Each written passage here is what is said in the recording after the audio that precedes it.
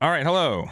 Hello, everyone. Welcome to the Triple Winnabox that's hosted by Eggman Events and EXP Share Collectibles and myself and Risu and Leon, our head judge. A lot of moving pieces today.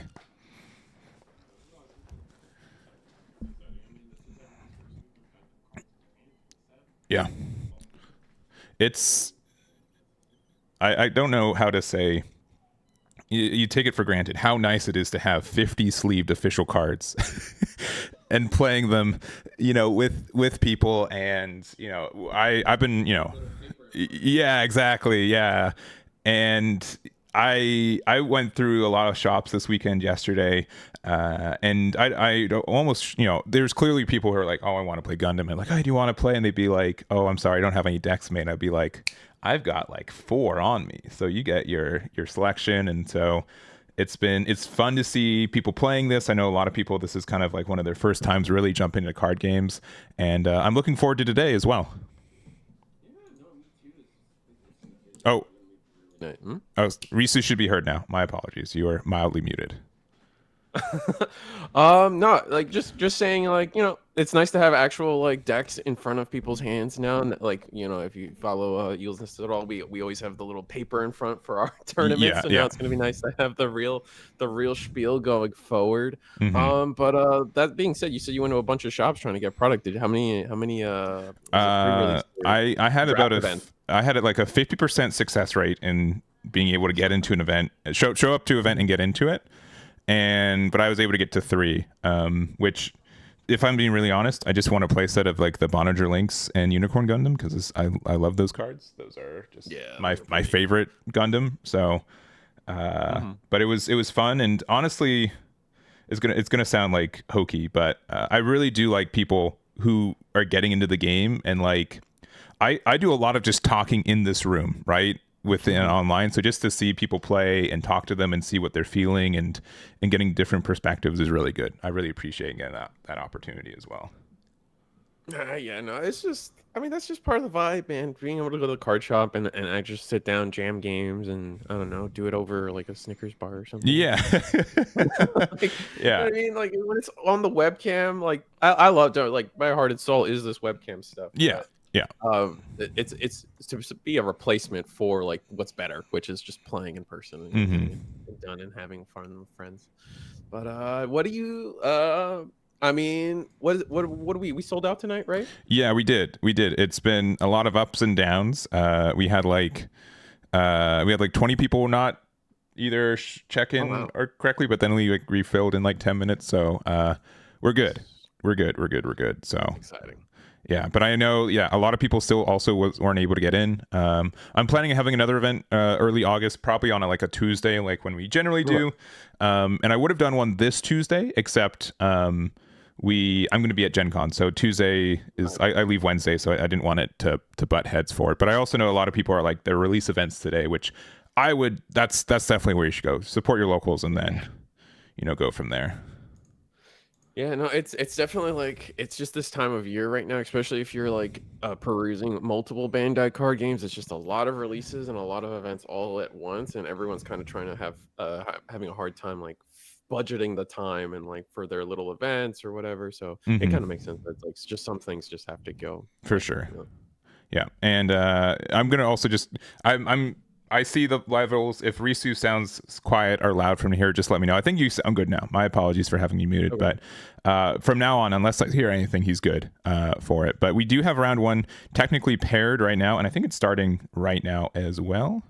Ooh, Um, exciting. let's see. What's Let your me favorite just. deck? And Uh, does it tie with your favorite or Gundam? I want Justice to work, but I know that he's not as good as Freedom. Yeah, me too. I'm saying I wanted I wanted the Justice Gundam to be just as strong as Freedom, but Freedom clearly is Yeah, he's very good by for far sure. the better card. Yeah, yeah, yeah. Um, it's changed the format because we were playing over the months of just like as spoilers were coming out, and Hmm. Blue White had always been one of the top decks people were playing, and the immediate impact that revealing Justice Gundam did to the format was insane. Like it just gave them, like, people were trying to, like, it felt like a lot of people were trying to finally like beat blue white, and they were Hmm. actually being able to do it with consistently, and then Freedom came out, and Yeah. they just it reset all that deck progress that people were trying to do. Yeah. And like I know that what was it? I said like Zaft's not. I haven't found Zaft to work yet, and I really do want it to work, and hopefully it No, finds a same. way to work. But I just haven't been able to get there. So it's been a little bit last minute for us. So I'm actually just going to go to table Yep. 2. And I'm going to be honest, mostly because their webcam setup looks really good, which is definitely an Eggman only specification for things looking good. So but I actually don't know what their decks are. We're going to update them as we get there, but let's just jump over to table 2 real quick. Yeah, heading my way over. Meta Monster Gaming. Yeah, That's a cool word. and yeah, it's going to be let me get their actual names up on there. But yeah, we're at table 2. We have on the left, we've got Fernando Perez. And then on the right, we have Maurice Dixon. Get my chat set up, and that'll be good to follow. And I'll also get our timer set up too. Nice. Oh, using the sleeves. Are these official? They're already official Gundam sleeves. Yeah, yeah. They just released. I have not been able to find them. Let me tell you, this is the first release of a card game I've been interested since moving to LA. Don't recommend it. This is compared to Kansas, where it's like I know me and the 7 other guys who are interested in any card game. There are a lot of people interested in cards out here.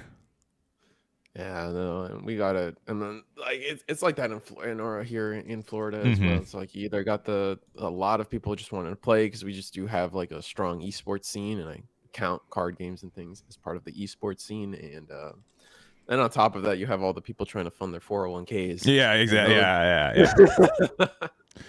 Also, I do want to say, I don't think I said this, but Insco for 21 months subbed on Twitch. Thank you very much. I'm sorry I didn't say that a little bit earlier, but I do appreciate you being here for almost 2 years. When you hit 2 years, let me know. I've got some 2-year Eggman dice for you. So thank you very much. Do appreciate the support. So looks like on the left for Fernando's side, it looks like we're playing Overflowing Affection. This might let us know a little bit of what this is. And we look on the right, we've got the Maurice, and he's got the triple the double plus resource. We'll see how fancy the deck is.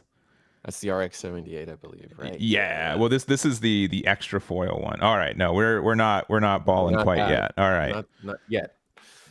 I was not sold on that art until you had it in hand. I had it in hand. Give me 1 second. I'm gonna mute.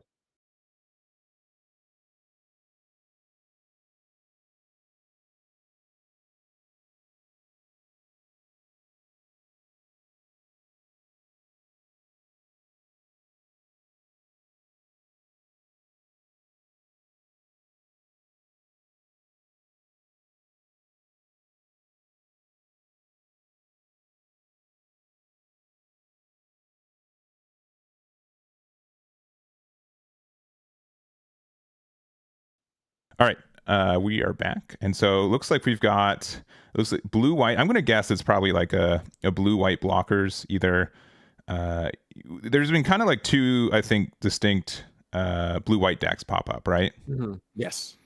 And mostly it's been either Freedom or Unicorn. Sometimes a little bit of both, right? Yeah. And absolutely. Yeah, and it looks like we've got like more of an academy build here for Maurice. Yeah, it looks like it. We've only played 2 cards, but none of our first attack should be able to break the base here, unless I could see this going in. We gotta get rid of the EX base with a clean 1 attack. I think that's something people commonly try to do in this game right now. Is like just establishing your first 3 damage, so you can just get rid of the EX base and make things a little harder for your opponent. Razzle is also a great card for that. It's probably one of the best. Right now, we're still it's set 1, so the classic of like just some of these well statted vanilla cards are gonna get some mileage, right? And Yeah. Razzle for blue is probably one of those big It's ones. so good. I definitely underestimated it. I also thought like, man, 4-3 seems like I don't know what it like the numbers in my head. I'm just like these are weird Mhm, numbers. I don't love it. And mhm. it does, but being able to push an EX base, the fact that you can attack in like Gundam Ilfrit, which is generally one of the better cards in this game right now. You can attack into it and live is really huge. So yeah, it's Probably one just of been the a really best good card. blockers in this game. I think that card single-handedly, if you see it, just completely shuts out an entire deck from playing the game. I think it's the one everyone calls it the 1 year war, where Yeah, it's all the war drops and you just rush your opponents with low costed units. That deck can take the game pretty quickly, but then lift things like Lifrith and cards in our bases just completely shut that archetype from like performing well. yeah, agreed. And yeah, we got another Rizal here. Mhm. We played out the Archangel, so it's gonna be kind of. I mean, we can double attack to get rid of this, but it does definitely slow us down a little bit. I'm not a. I like the idea of maybe clearing the Razel and then from there maybe doing at least 3 damage into the Archangel. That seems okay and doable. Yeah, I'm not personally when I play this game in practice, I'm okay with just setting some damage up on bases because I want to be able to be in a board state where any of my attacks can threaten your base. And oftentimes I feel like players will, oh, I'm only clearing the space if I can clear it in one shot. There's no point in putting damage on it. yeah, But I feel like there is value on that, especially like attacks are the amount of attacks you get in throughout an entire game is also a resource people should be tracking. Like how many attacks did you really pull off that game and how important, the difference between those two numbers in a losing and winning game. yeah, yeah. I think one thing is that so we did do the trade. We also used the choo choo, so we actually get to we live with our Michaelis here. Wow, go for And I think commands. we're We might be actually seeing almost at Academy commands there. four commands in our trash, if not already. So that's really nice. hmm I think it's we just need to see an overflowing affection or something to get us over the threshold and another Academy card. Get the good old trusty Eggman Events deck builder. Hey, I'm We're biased. looking at all these cards. Also, real quick, Mm. I I also think this is my own bias. I'm definitely shelling out my own stuff. The Eggman dice that I've been Oh, selling this month, the summer ones, they're very good for webcam play. Like the dice are so important in this game in particular, and I love the the Gundam creamsicle dice. I love ones. the design, but like there's not enough. It's tough on webcam to see what they look Oh, like. absolutely. Everyone loves using them for webcam tournaments, and it's just like you can usually tell out the 6, Yeah, but once we start getting to 2 and 3, it gets a little rough for the rest of us. yeah, agreed, Um, agreed. but yeah, those are the orange ones, the creamsicle looking ones. I love Yeah, those. those have been Those are really my nice. favorite. I've been using it. They just have like a lot of contrast. Also, we do have 4 commands in there, so these Commands. Michaelises are now 4/4s, which is really nice. Wow, and we actually tried to trade with the Roselle into one of these units instead of potentially trying to finally break the EX base. And yeah, no, we lose the Roselle. And yeah, And because we did the I think unforeseen incident, so we yes. still didn't take the damage there. So I think definitely Maurice has a lot of tempo right now. Like obviously our board Mhm. is strong. We've been able to press some advantage, but I do worry how many commands we're kind of like bleeding out of our hand right now. Yeah, we could just run out of resources, and we're threatening a little bit of damage, but it's not a good amount, right? We Mm-hmm. did do damage to the base, but we still have to get through 5 shields past that, and we clearly are on blue white and blue light in the long game. It's just hard to stop. Yeah, They're gonna generate too many resources on you. they always have something to use their resources, right? And a Mm-hmm. lot of decks just kind of run out. Yep. But we do have our good friend Kira and the Ale Strike. We are able to bounce back the healthy Michaelis. And it looks like, yeah, we're attacking into the Demi Trainer there, and we're taking 1 damage. But we can still use this other Michaelis, I think, to get the removal of this Ale Strike pretty cleanly. Oh yeah, no, the Michaelis is sitting at 4/4, and that 3 damage thanks to its inherent effect of having the 4 commands in trash. Yeah, I think we take that trade. It's going to be our one Michaelis for 2 cards and 2 for 1ing your opponent here when you haven't been able to play too many cards to like generate hand advantage. Like we've played a lot of the good white cards that allow you to just get the hand quality up in your hand, but Mm-hmm. nothing to actually plus. And we haven't seen it from the blue white side either, but it's just one of those inevitabilities. But now that I say that, I actually realize we haven't seen the second color Yeah, from our and I don't know, nor am I going to confirm it until like after. But if I Mhm. was to say a color that could go probably monocolor and be successful, I think white could be it. Yeah, the blockers. I think having as many block. I know other colors have like that 1 or 2 blockers in their lineup that they could potentially play, Yeah, but it's just being able to play so many high value and well statted blockers. White's probably one of the only colors that can really I still think though, easily. even if you play like quote unquote mono white like this, you can still probably afford to put a couple copies of Show of Resolve, right? Especially since there's a Oh, command absolutely. that Hmm. you can recycle. I think it's definitely worth the addition if you feel like you have room for it. Hmm. Yeah, but maybe that just starts the daisy chain. It's like, well, Yeah. if I'm playing Shove Resolve anyway, might as well put in white base, and that Resolve card's really it could just daisy chain itself Yeah, into because not like doing what you want. 50 cards is not as much as it seems sometimes. Like you get Yeah. you I don't know if you I don't do this very often, but I like sometimes I have all my physical cards and put them out and I'm like this is Mhm. 70 cards somehow. that's not Uh, how do that's not how it I should want be. all of them? Where do I cut? Yeah, yeah. Where do I even start? Get another Michaelis down, which I mean we do have board tempo, which is nice, but ooh, what is this? Is I believe this is Gundam Aerial with some additional text afterwards. I'll get it up. Gundam Aerial Mira Soul Flight Unit. So this gets a during pair effect. what else Activate makes it action Mira? once returned. You can pay 2 to give something minus AP. Oh, okay. So this card's interesting because I personally highly value cards that like you said, like eventually like we're gonna get to a point where we're playing our 1 to 2 cards and then we're gonna have like 5 resources after. So I see there's a lot of value to be had with these specific cards that actually have like main effects or effects that let you use their resource like use your resource pool. So you're actually using your full allotted resources every turn. To get the maximum value out of your deck. So things like Talgis and this Maria Soul Flight unit, I think, are really strong.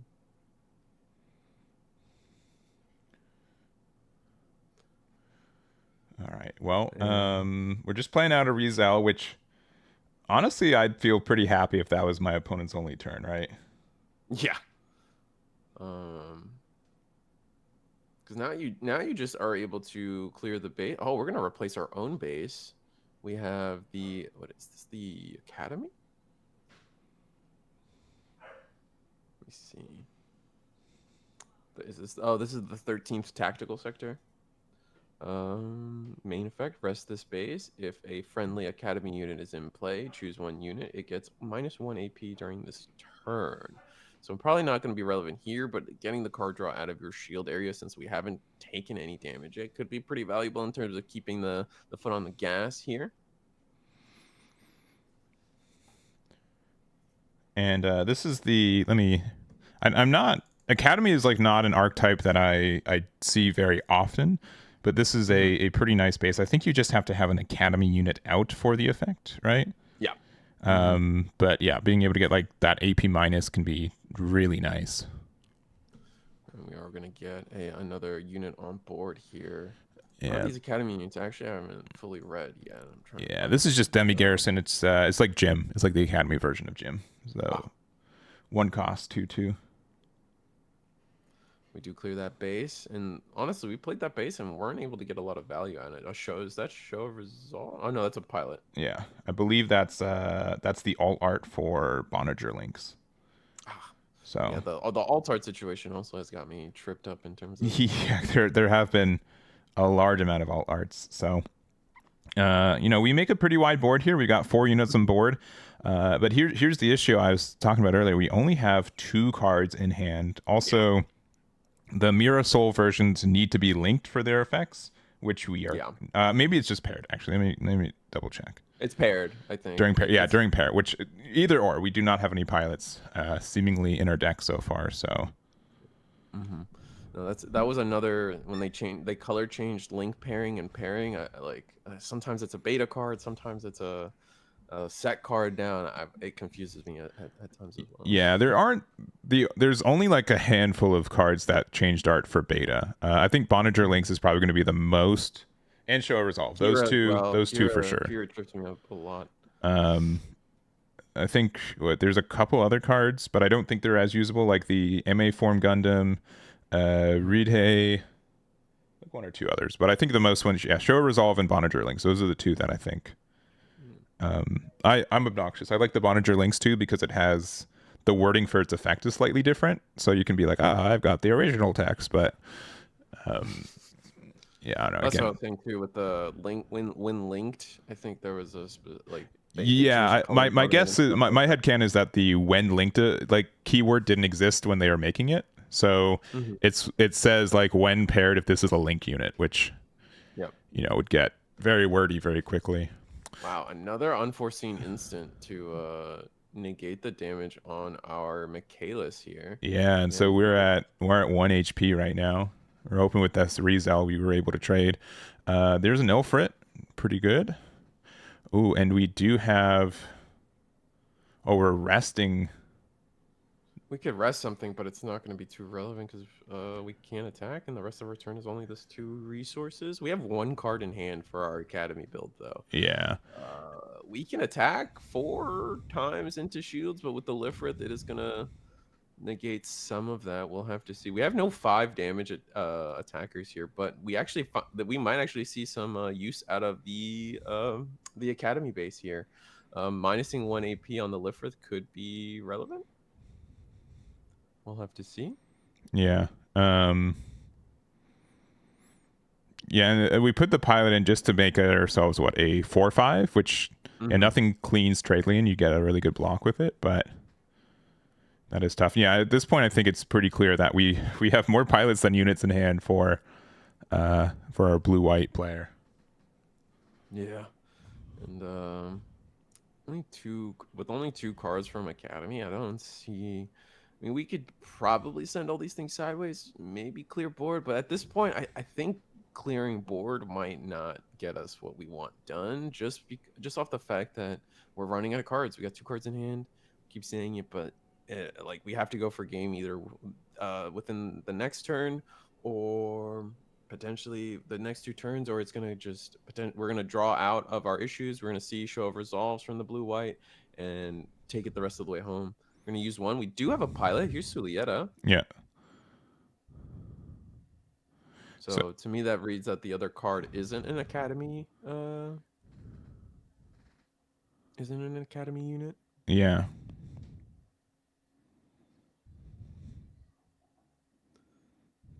And we can now attack over Lifrith, but it's not gonna mean much. I don't know what I want to do. We can attack we can attack the Michaelis into Roselle, potentially. Yeah, and just confirming, yeah, that's a 4/5 right now for the Ilfrit, yeah.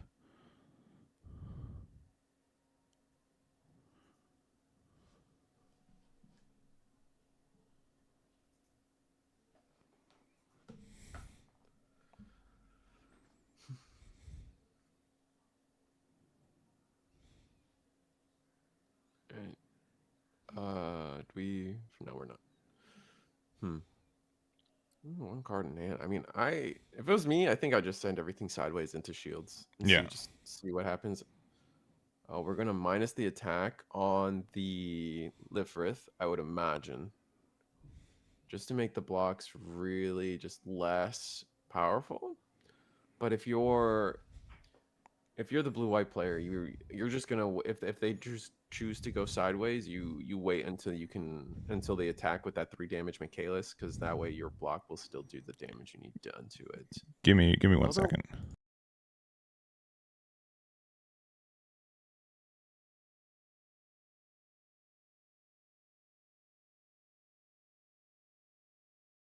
right, just making sure I get he's thinking, but it's been a minute and a half. He needs to start making some Mm-hmm. plays. So yeah, talking into the Rizal, I'll get a trade with the Demi Garrison there. Mm-hmm. We do have the ability to use the Mirror Soul to get a reduction, and it doesn't have to be the card that it doesn't have to be in battle, if I'm remembering correctly on this Mm-hmm. card. It's just an action step. So during the command timing, I think we can use it once per turn.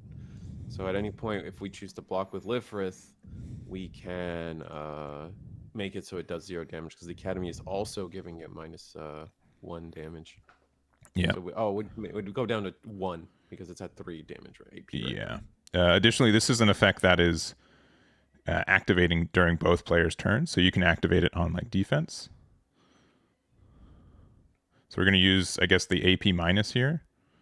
So it's currently at a power of Quad, I think. 3, Mm-hmm. and then another Oh, we're unforeseen incident. So goes down to 0. This Michaelis does, I guess, 4 4 damage to damage. that, but it doesn't. Neither unit goes away. Mm-hmm. But that's our last card. Yeah. Wow. So it's risky, and I think that's probably one of your best ways to actually use unforeseen incident. But like after this, you have to be, you are top deck mode, and you can get stalled out. It's not a great spot to be in, absolutely. No. Hopefully, like, I mean, it's not like if you're blue white here, you just find every way possible to trade into board and find your out here and draw into your higher value pieces. Like we still haven't seen thing. We saw it an ale strike, but Mm-hmm. once we see an ale strike, there's probably a perfect strike in there. Freedom Gundam as well. These higher end value cards that are just gonna wall your opponent out for the rest of the game. Yeah, You're gonna attack the and Lifrith. yeah, this is going into. Yeah, you have to be careful because making sure your opponent doesn't get like their yeah, okay, it does get a trade, yeah, because I think you're at 4 AP, so even the -1 it has 3 HP, so you're fine. We've got the unicorn. I know, yeah, we added Ballinger earlier, so we get the card draw. This will likely attack into, I guess, the other Mirror Soul, just so there's like less good cards on the board. Mm-hmm. And this is currently a 7/6 on the unicorn side. Could we not have? I feel like we could have used the Mirror Soul on that attack. It's only Looks like they're -1 saying- AP. If it was -2 AP, I would have used it. Ah, So passing back, we're in top deck mode. You've got a 4/1 Michaelis on the board. And technically we could trade with Demi Trainer. the unicorn if we want, Okay. but yeah. All right, down to 1 shields. And our top deck was a Demi Trainer, so it's not looking great for us either. And this Michaelis is probably gone. Gundam Unicorn Destroy mode here, being able to go when attacking, we'll be able to rest anything. Mm-hmm. So clearly going to rest the Demi Trainer, I'd imagine. Yeah. And yeah, if we have like another card with like if we have any way to attack into the Demi Trainer afterwards, like I think that should be enough for us to stabilize at this point. Mm-hmm. We're so comfortable that we could probably start playing a Show of Resolve this turn if we've drawn into it finally. I think that's our problem. We just haven't drawn an Ale Strike. That's just gonna be Yeah, and we don't have the Kira, but you know what? Just to get the Demi Trainer back, we'll trade with the Michaelis. If we wanted to be really greedy, we could have rested the Demi Trainer and then put the Michaelis back in hand. But that might have been too greedy. Yeah. Healing your opponent's units for 3 damage. I just don't want to lose Unicorn. He's such a cool card. That's true. No, I mean, in your defense, I don't think we had to attack into the Michaelis there. I think we could have afforded to attack into, especially since our Ale Strike is paired. There's a world where you just start doing damage to bases. Yeah. And we have another Mirror Soul. And yeah, this is going to be the long climb of like, yeah, we've run out of resources, but like if we don't respect, these 2 attacks can go for game, right? Especially like if we haven't seen any blue cards, but like if Amuro's in deck, like we can just, rest the block where we have 2 attackers. Yeah, just making sure, yeah, that they're right at the right resource count.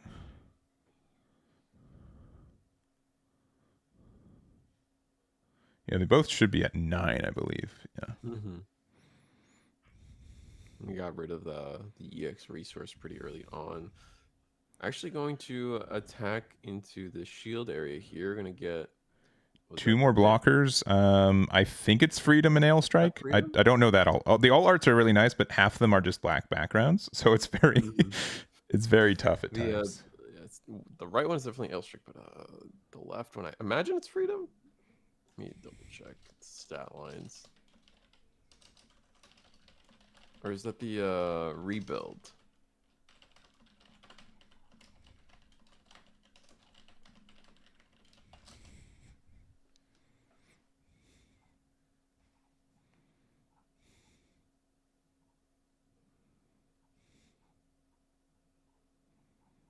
Let's see, I'm looking it up. So many cards now. It's crazy.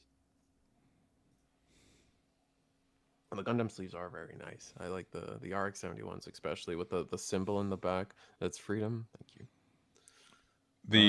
The all arts have been what's the best way to say it? Unfortunately good. I would say. Yeah.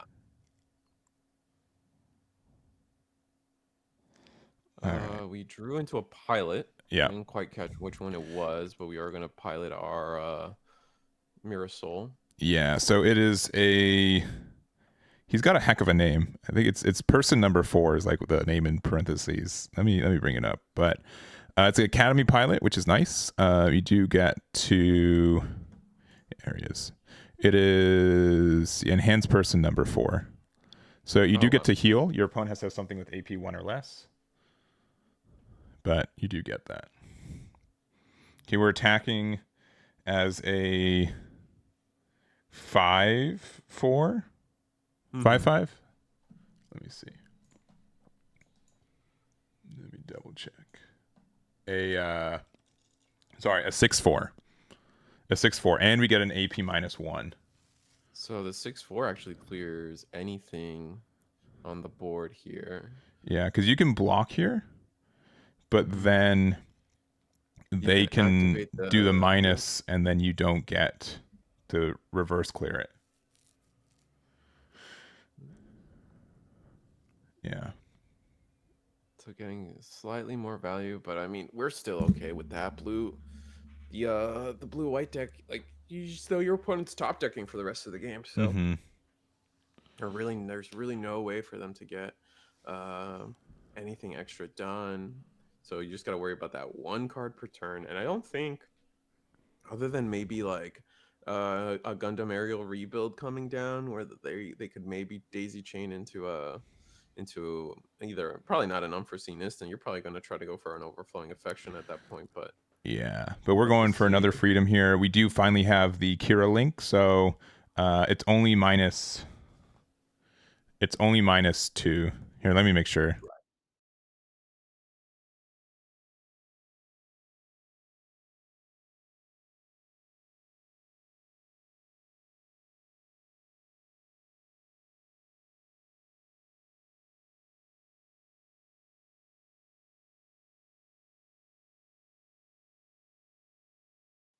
All right, just clarifying. Both Freedom Gundam's effects can proc, but it's a when paired effect. So you would have needed a pilot underneath the first one. Yeah, that was a nice catch. You did that with just pure hand signals. Yeah, I'm not gonna say it's a healthy amount of Gundam that I've played over the last, but it's a lot. So a lot of you've seen the flaws, the mistakes that you've yeah, done. yeah, I've it's been pre-programmed for it. So currently this is attacking with this is I think a 6/7. Right now, yeah, we're attacking to there. It has double -4 2, so it's currently at 2 AP for this Nice battle amount. from the when Mhm. paired effect from the freedom and also the Kira effect. You could block this with Demi Trainer, and then you could attack with the other freedom, and it would be back to 4 AP. But Mhm. and it should have 2 damage on it, I believe. I think you're right. Yeah, let me Um, let me make sure let's with them see. too, real quick. I think at least one damage. right? Because it was a on the Sulieta, one. so you were or 1 damage. This one does, yes, sir. Oh yeah. Yeah, 2 damage on it. We're good. Oh, right, because it wasn't a Sulieta. It was the Yeah, it was the enhanced person. So yeah, it was a 6/4. All right. The Gundam Ferract here, right? Which is the yes. It has to have a when linked, so it's a little bit tougher to get the effect, but I think it's like AP -2 every action step. Or one attack. It has to be linked. Yeah, which is the which that link is tough, I think, in most other builds. But if you're playing pure Academy, that's actually pretty easy to get. Yeah. Which, as time has gone on, I think is pretty fair to say about this build. Yeah. Still unable to really go for game here from the Meta Monsters gaming playmat. Oh, but we've got so much free. Oh man, and we've got so much. Christ. All right, so this is going to get double AP minus on something. So currently this had because this one does proc twice. So anything you want can attack into the Farak. Yeah, because it currently has 0. Yeah. Oh, that's intense. And now you just start sending cards sideways. I mean, even like the worst case scenario is either a base gets hit or pilots. You start giving your opponent pilots in hand, but realistically, we're not afraid of pilots. Oh, we're seeing the rest of the demi trainers. Yeah, I think at this point, yeah, it's clear we are ticking into time, but and this is the one thing I was worried about with the Academy deck. We had so much pressure, and we had some really good like tempo on board trades, but another for act, yeah, but you just run out of cards. I mean, we're both at 0 cards in hand, right? But unless that last card's like a shield or a base in life, I think we were able to get there. Even then, yeah. Oh, that's just tough. I mean, the demi trainer might be useful, but like we could easily see that go away through countless ways of what blue white has available to them. Yeah, and we're in time. I'm not sure what the thought is. Like, why we gotta start moving.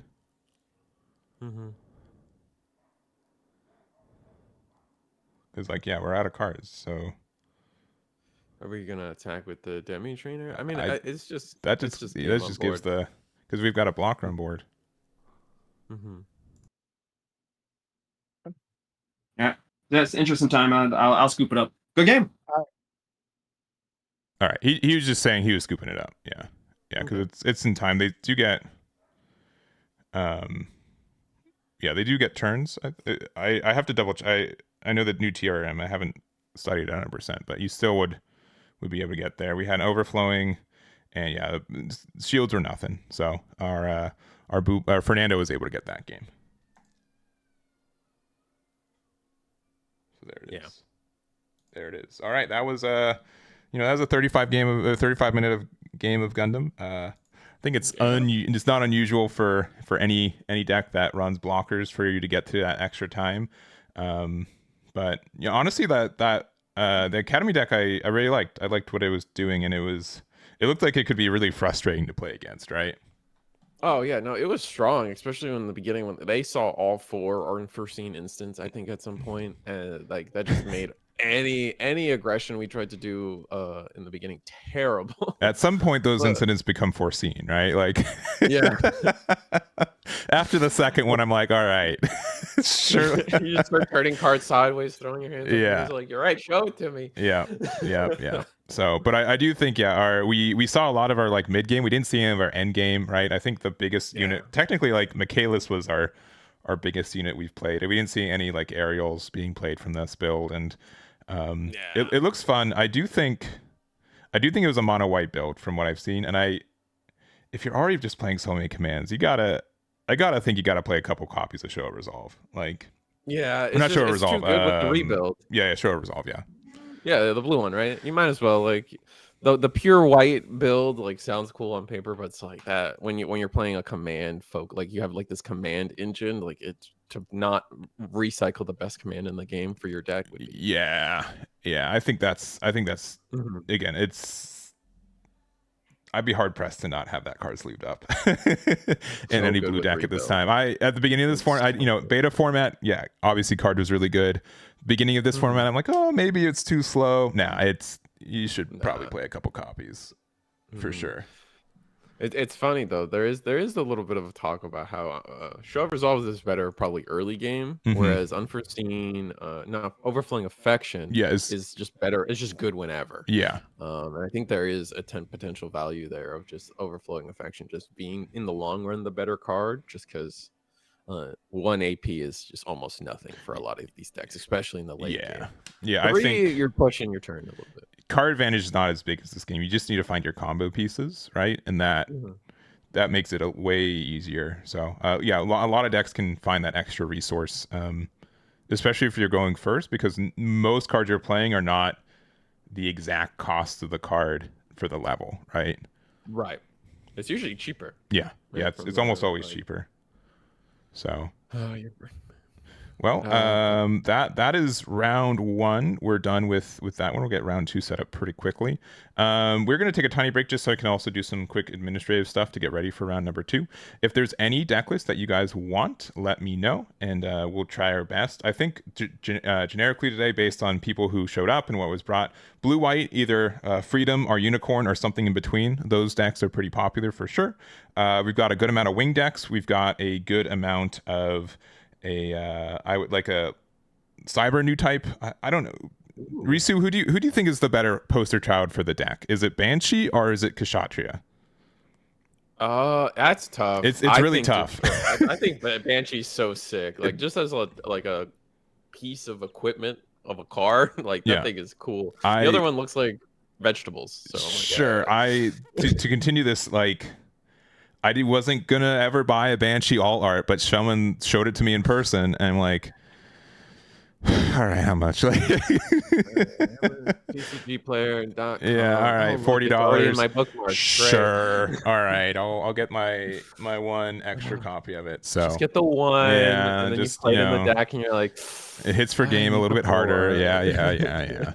But I might be switching to Banshee as the poster child just because it's the cooler card. I think just a little bit. Definitely. The other one, like, Kshatriya just looks like a bell paper, and the name, like, it's just it should I've not be a I've poster child off finally the name alone. got that down pat, so I'm feeling a little bit more confident about it. But That's fair. Me too. anyways, we'll get to round two. We'll let you guys know what we got. We'll see you guys in a moment, and we'll be right back.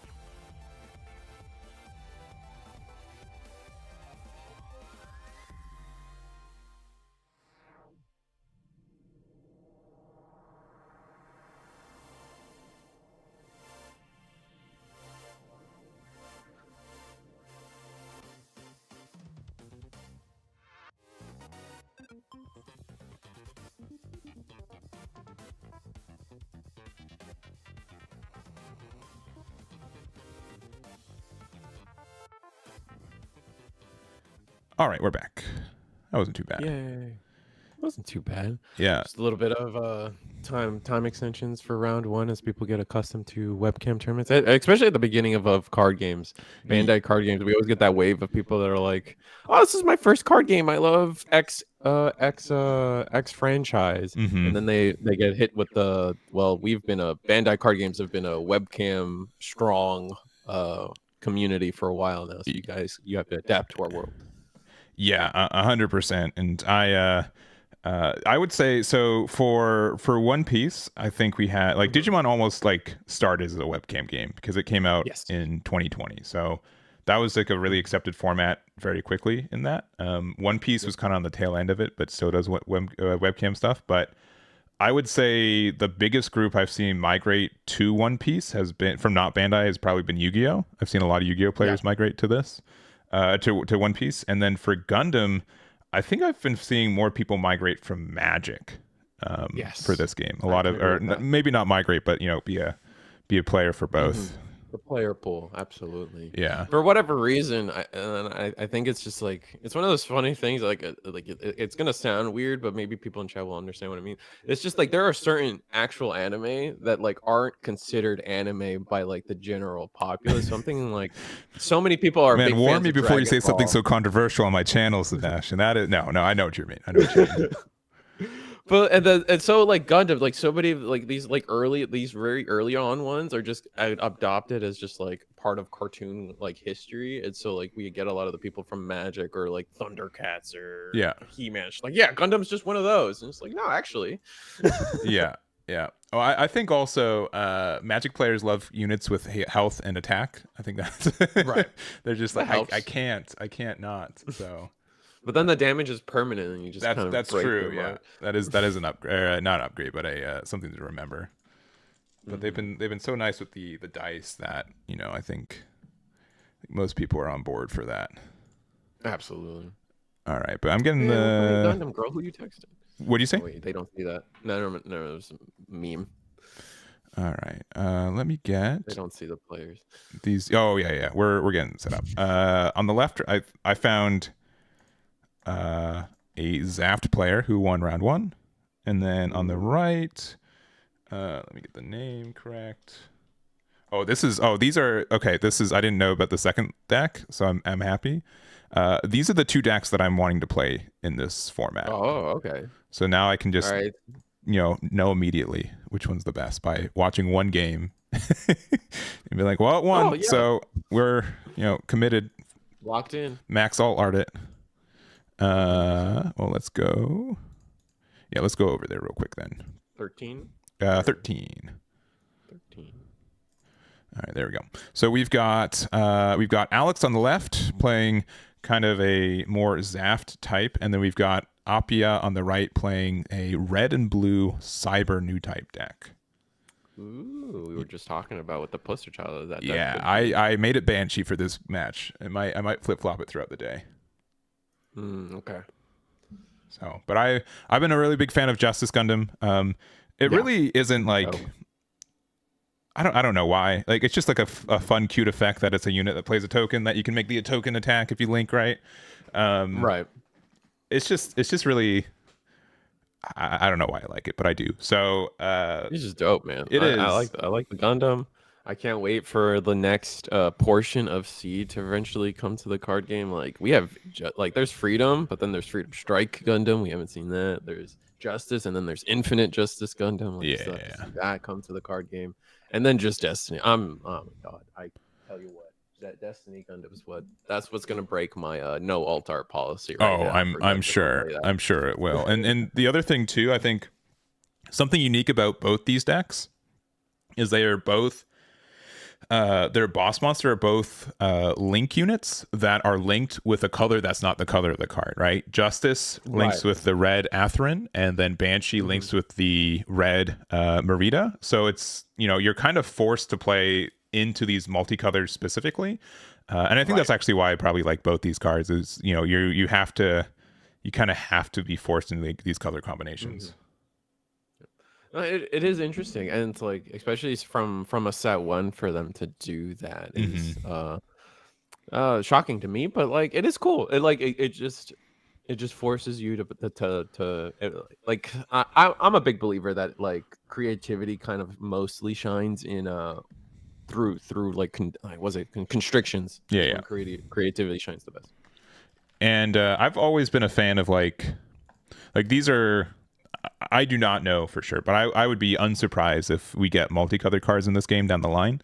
You know, something that a lot of Bandai card games do. One Piece, I would say, there's the one that we haven't had anything that's specifically like a multicolored card, Not but yet. Yeah. but cards that like kind of bend the game rules like that, I've always been really interested. So I feel like these cards are like multicolored before they're multicolored. You know? Yep. No, I can agree with that logic for sure, especially with the way the ruling is built up in this game. I think Fusion World's like that too, right? No double color cards yet. No, there are not any double cards. Yeah, there's nothing expressively. Yeah, I would say that. Yeah, the reason that these ones are because you are kind of forced to run them in, you know, the color combination that they are. All right. Well, we're gonna pass here. We got Overflowing Affection. We did get a Justice Gundam out of the hand, so likely we have another one. I do like the Kshatriya resources we're using here. And yeah, we're going to get an aggressive start with Jin and the gun tank here. Ooh. And now, like, so, I mean, it was slightly mentioned in chat, but like, this is a game where you're going into your opponent blind. You don't know what they're playing. I mean, we kind of gave it away with our Kshatriya resources there. Yeah. But there's plenty of room to just debate. Here, we just, out the gate, we played red, blue. Now we instantly know what our opponent is playing. And it's almost worth thinking about, like, maybe we don't reveal our second color right away, turn 2 like this. Yeah. Maybe it's better to hold off and, like, keep them guessing. Oh, did we I think we double overflowing using our EX resource. I must have missed the second one. Yeah, I think we did because the first one got rid of a pilot. It looks like a red. No, that's a unit. Yeah. And then a Justice Gundam. So our hand is either heavy costed, heavy handed, or just not in a great spot. We do clear the EX base though with these 2 attacks, and a Rezel comes down. Oh man, we might just be able to go wide too fast here. Yeah, this is quite scary. Yeah, there's just a lot. You know, we are playing white and we are playing like a Zaf build, so we still don't have anything. Oh man, that's unfortunate. That's just bad. Really, I don't know, maybe we might have to jump to another game pretty soon. Yeah, I mean, like we could like maybe we should not have wasted, no, I don't want to say waste, but like consuming the EX resource early and kind of losing essentially level advantage can be pretty devastating. Especially like it's easy to tell yourself if your hand is just filled with like high cost or high level units, right? And you're just trying to get to the position to be able to play those. That EX resource is what's going to get you. But I know there's that incentive or that personal incentive. It's like, oh, if I just dig one card deeper, I'll be able to play something this turn. Yeah, but we're at 3 shields. There's 5 units on the other side.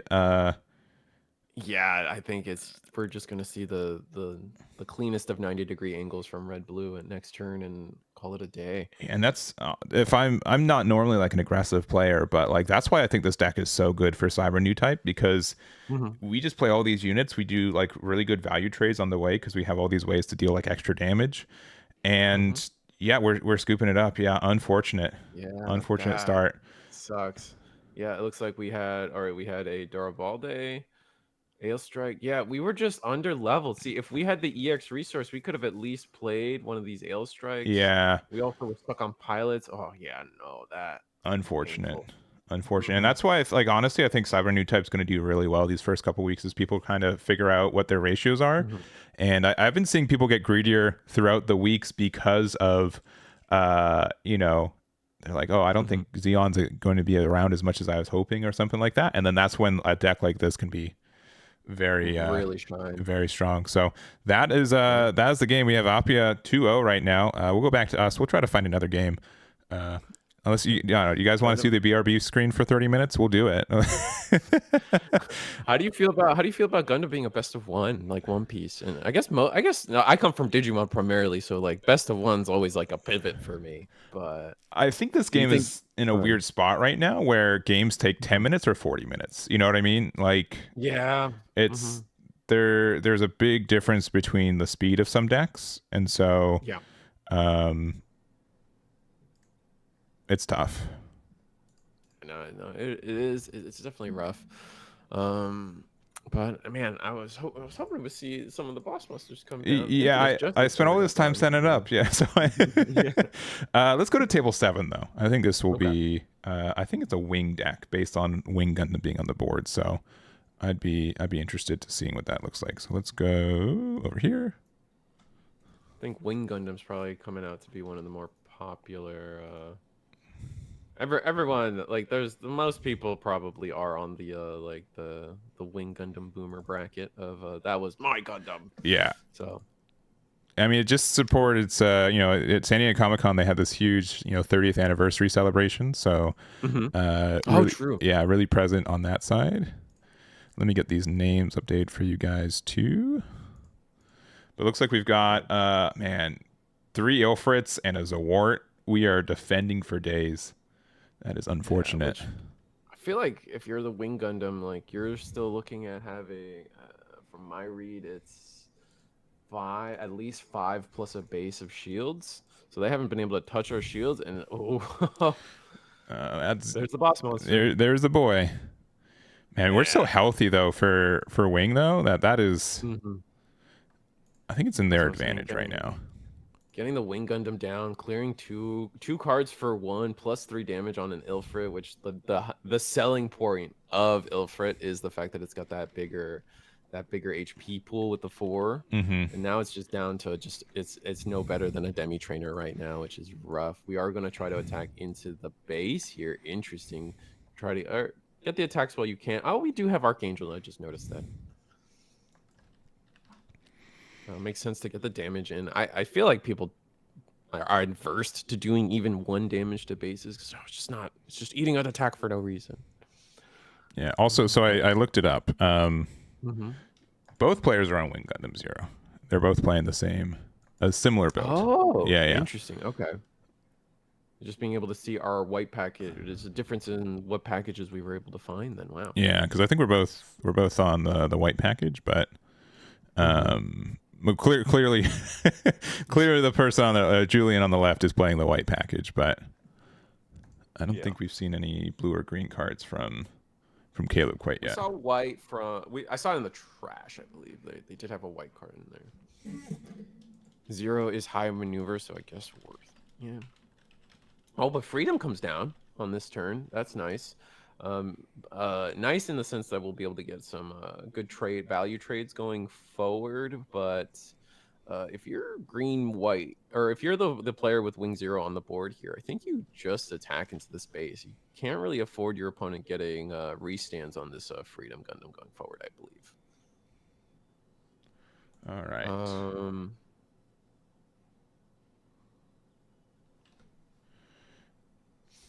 So we do clear the base. I think that's correct. And then we're back at level 8 because we did consume an EX resource last turn to even play the Wing 0. But here's a card coming down. Ooh. Oh, that is. Do we have the hero to go with it? That'd be nasty. That'd be really nice. Yeah. Honestly, like the thing that I really like about this deck too is like once you set up, like you feel so good. Like Wing and Deathlight, even without the pilot that they're supposed to be paired with. Any pilot with them just feels so good. I know, double Ilfrit. Yeah, very nice. Very nice. There is a risk we get blown out here with a Wing 0 on the other side if they are truly on the green package as well, like you said. We'll have to see. Now any attack does clear our base, but we're probably okay with that. It's done its job. It's eaten at least 2 attacks, soon to be 3.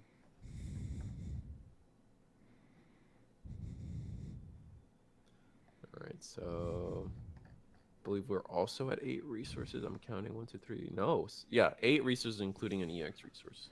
Yeah, but the difference between 4 health and 3 health in this matchup particular is so huge, right?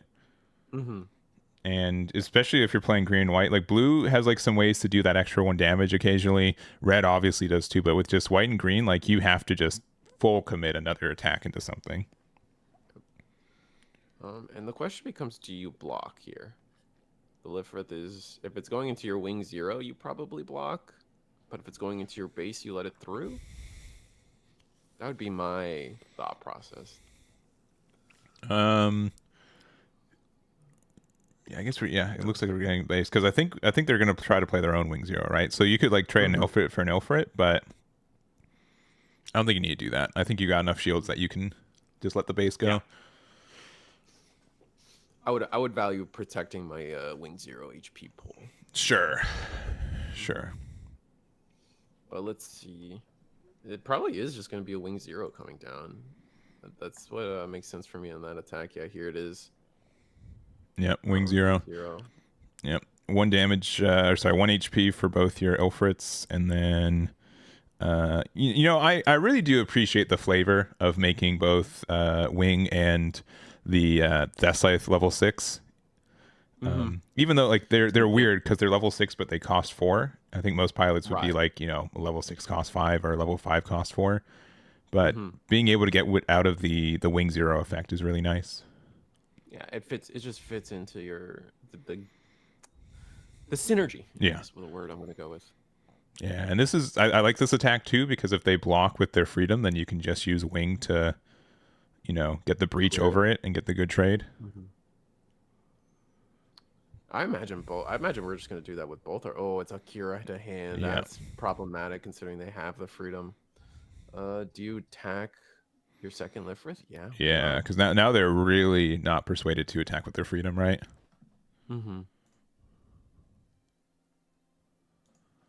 Right, Wing Zero or Wing Gundam. And do we, as much as I like to pressure as many attacks as possible at all times, I feel like potentially here you might only, I see a world where you only attack with your Wing Zero and then leave the Wing Gundam up for a potential play into any Lifrith blockers, get some breach damage in, etc. Yeah, I agree with you pretty heavily. I think that these decks don't have any way to interact with cards outside of level 5 or lower, or level 5 or level 6 or higher. Sorry. So keeping your Wing active just means that you can get some good value. But it looks like we're going to attack in. They are going to get the block there. Do a little bit of damage each. Trade into each other. The Wing, yep. So 1 HP. Yeah, if we had the hero here, that would have been great. The hero would have been so nice, yeah. Wing. Oh, but we do have it. I believe. Yep, there it is. I think this trade's still worth it, right? I think just getting the freedom off the board, even if you're taking a little bit of extra damage. Yeah. Breach 5. Yeah, ooh, a Soletta. Oh, I don't normally see that pilot in this deck. That's really interesting.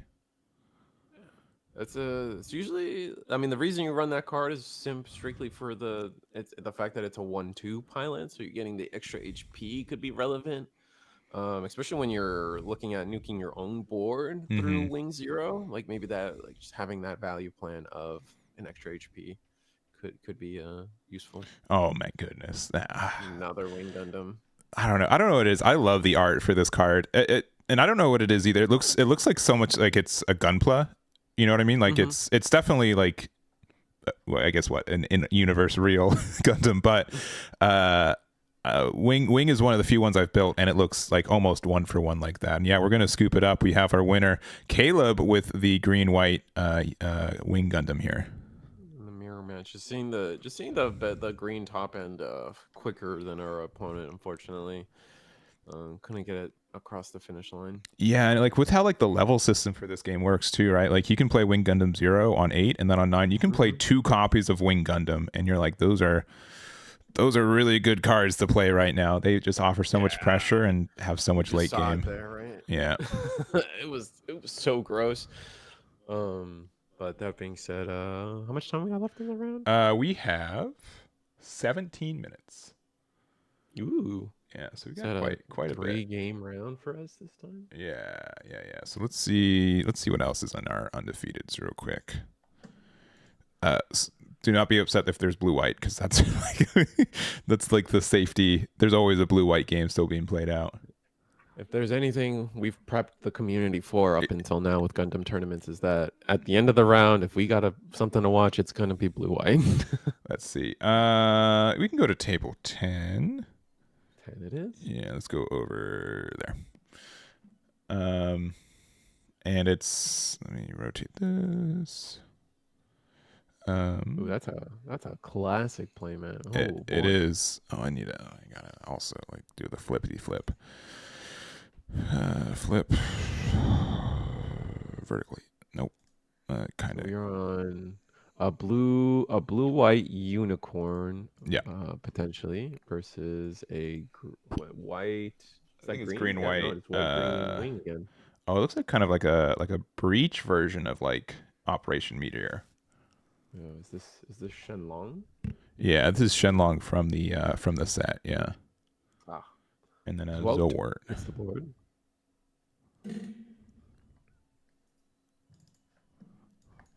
All right. Yeah. So this is unicorn on the right, and then on the left, we've got. Here, let me.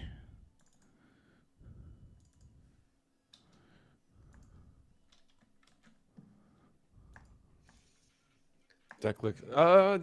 The end of the tournament, you'll be making your post and video for the top 8 deck list, top 16 deck list. Yeah, I'll be. I think I'll do top 8 for this, and then if there's anything unique that went like an X2, I'll probably go over it. I'll have like the color breakdown. I don't.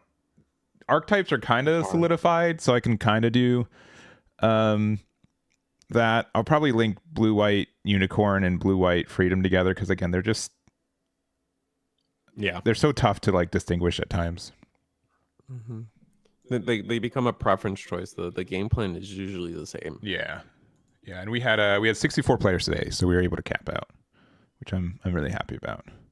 This may or may not be the largest Gundam event ever held.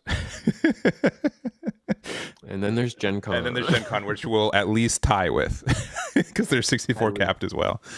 So yeah, I should have made this a 65 person tournament. They just How big is Gundam tournament? Yeah. Gary gets that buy round 1. Yeah. You're like, all right. All right, so we're looking at what we're gonna do. Looks like we are gonna attack with this destroy mode into life here. Oh, and we get the Cheng? I forget his name as well. So many names.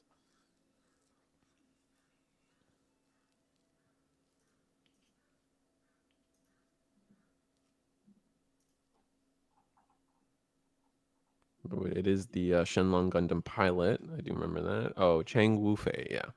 Ooh. Oh, another last shield base. Yeah. You don't get the card draw, but you get your opponent going across the other side of the table. Like, oh, really? Plus, we're gonna take our shield. We're gonna play a white base, take the shield. Do we even bother playing another card from hand? We just get a 1/1. No, we're playing Rizal. Down. That's probably just better than the token. You got cards in hand. It's probably fine. It's just my key complaint here is it's got 3 life. And our opponent on the other side. Oh wait, but we know that they're on like a breach game plan, so potentially Wing Zero is not a problem. I guess we'll see.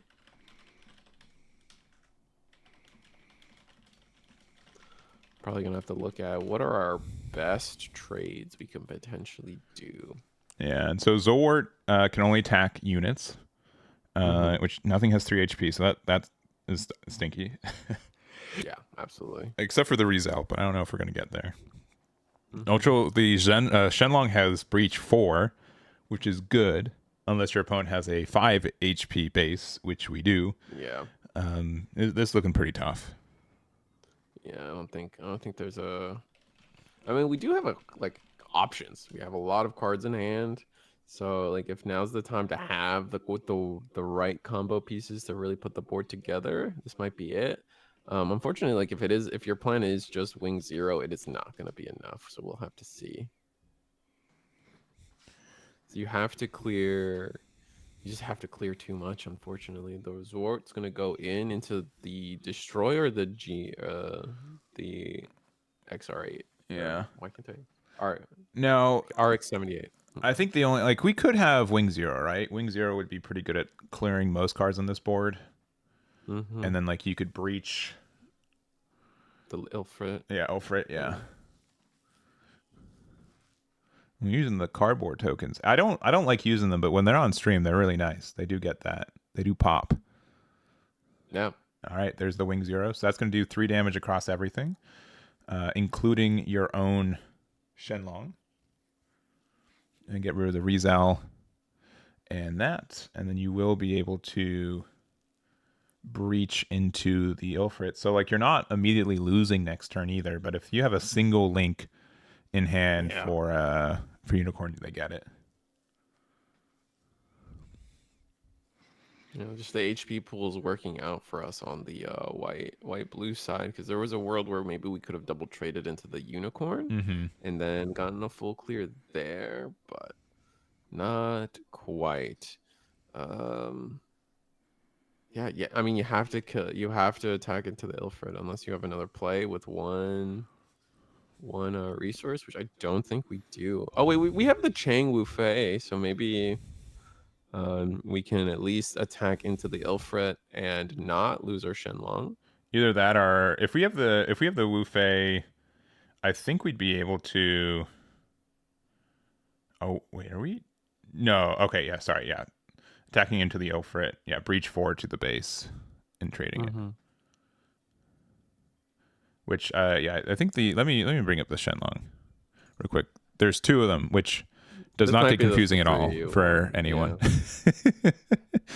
Yeah. But this is the level 5 4-cost one, and you do have the effect of breach 4 and then choose one enemy unit with blocker that's level 3 or lower, destroy it. So we did get the 4 damage in there and get rid of the blocker, so that's nice.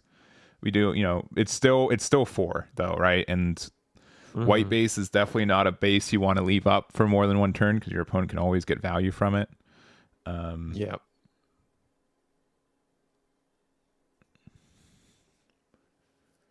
But it's looking like we can't clear the base right yet, so that's good.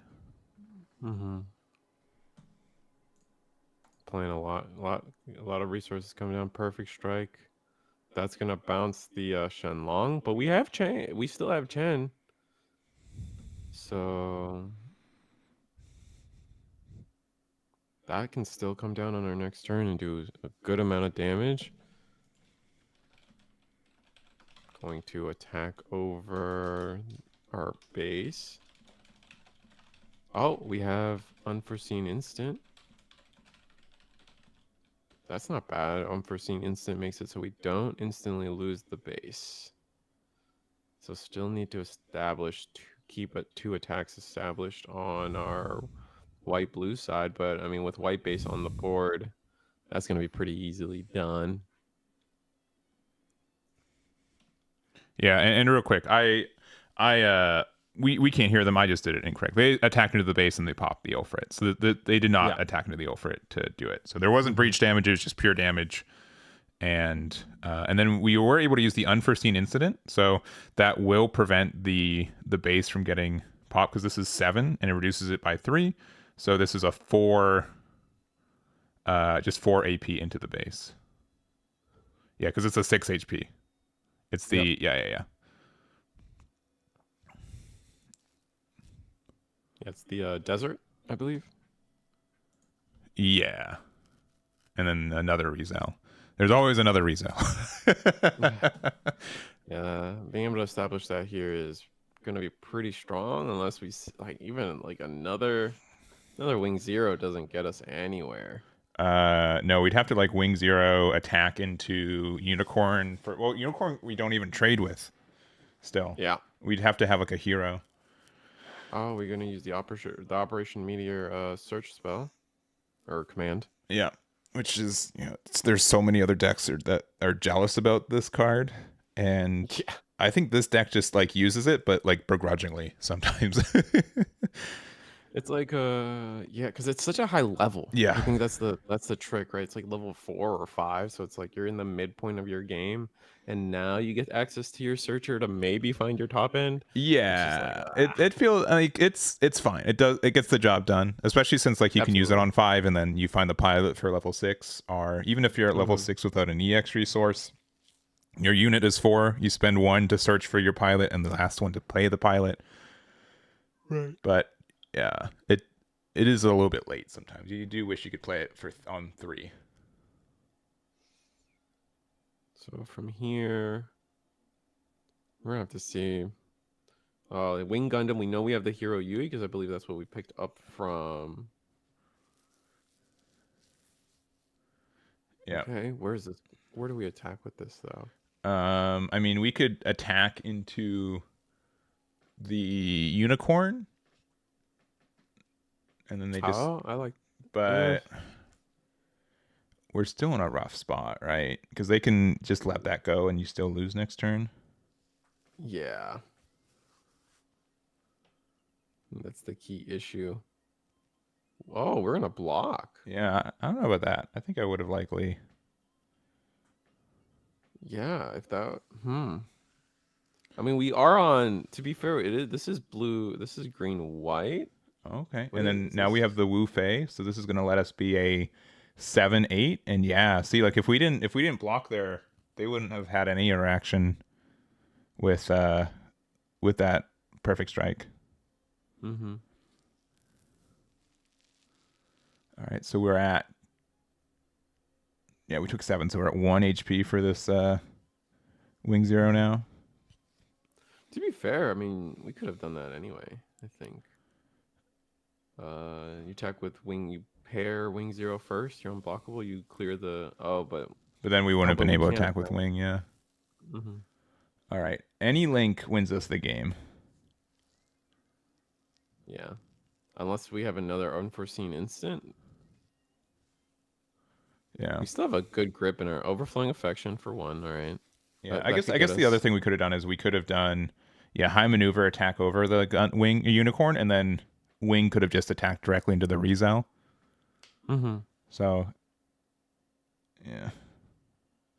I prefer leaving the Wii Rizel on board though. Like, the next turn, there's a world where, like, let's say you win, you don't lose this turn to a link pair or something. Next Yeah. turn, Wing 0 comes down, clears But clears if they Rizel didn't easily. block with that, they would have lost, right? Like they would have just had 2 attacks, I feel. There could have been a blocker in our unicorn, our Wing's hand, but Mm-hmm. we just haven't seen it yet. Because now we're kind of afraid. We know that Wing can attack into the Rizal, so we kind of have to attack with it anyways.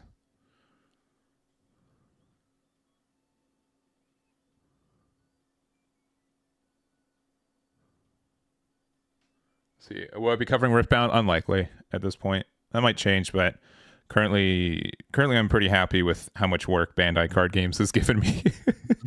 Fair. I don't need much more work in my life. All right, we're going wide. We're playing some extra blockers. Here's the blocker wall. Yeah, I think we kind of have to attack with Rizal because we know that it can get attacked by Wing anyways. So, Mm-hmm. as bad as it feels now, is it too? Oh man, we've got another unforeseen incident, Oh my reducing it god. from 4 to man. I was gonna Oh, say there's a decision if we attack into the uh the Wing the Zero or base the or the base. yeah. And I guess we should have attacked into the Wing Zero because we would have at least gotten the trade. That's rough. So we can Wing 0 can attack into Lifrith? We attack into Liv. No, we have to Wing 0 first. Or attack Bird. This is gonna be interesting. This is an interesting turn for green white. I think Bird mode probably attacks no matter what into Shield. Just because if you Wing 0, you're gonna cook yourself. Here, give me 1 second. No, we're good. All right. Ooh, Amuro. Amuro's good. That I mean, not. I mean, yeah, just really dissuades us from now playing a blocker because we know it can get rested.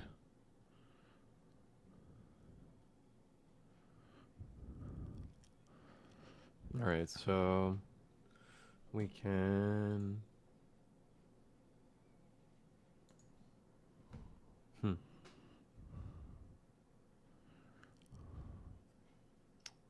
This wing, I guess this wing should just attack into shield. Yeah, I think we just take another wing 0. I would probably blocking with the Lifrith. I would not have done that. No, I would have blocked with Zawart because it can't attack into the board anyways. Yeah, now you get another wing 0. Exactly. Oh man. Oh my god. Oh man, yeah, we went from like we had a lot of ways to win this to now we've got a lot of ways we can be losing this. I don't think we can come back. No, because if we kept Ilfrit healthy, we would have been fine. Or like I think the Zawart block was warranted, but man, this is tough. I think I mean, I agree with you. I think in that scenario, you just always block with Zawart. Yeah. You know, that way, at best you're trading with a unit with that guy anyway. Yeah, because if Zawart can go 1 for 1, it's almost always worth it in my mind. All right, we've got Gundam. We know we have Amuro. Do we have double link to win? That'd be crazy. That would be a little crazy. Into this point. Yeah, because we do know we've got the Amuro. All right. Rest. We can't rest anything. Yeah. But at this point, like, I guess what you trade with wing. Clear base and then link pair for the win.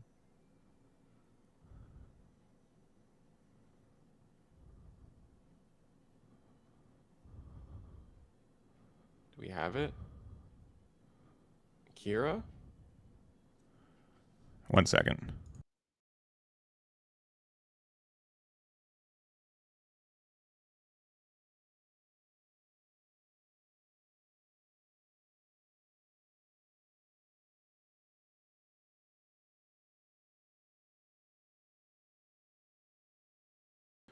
All right.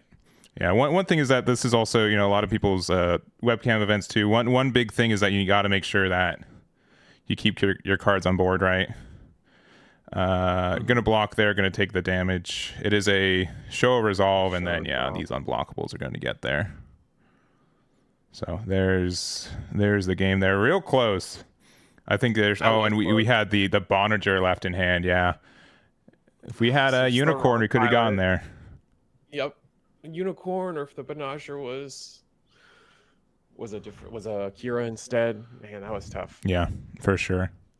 And that was the end of the round too. So pretty close. We've been seeing a lot of games. I think that there could have been a chance for our blue-white player to maybe do some different blocks to get in a different scenario.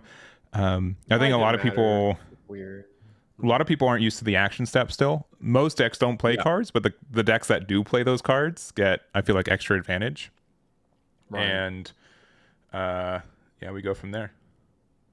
Yeah, no, the unforeseeness that we've seen it back-to-back games at this point. It feels like, and like the unforeseeness is such a strong card, just fundamentally.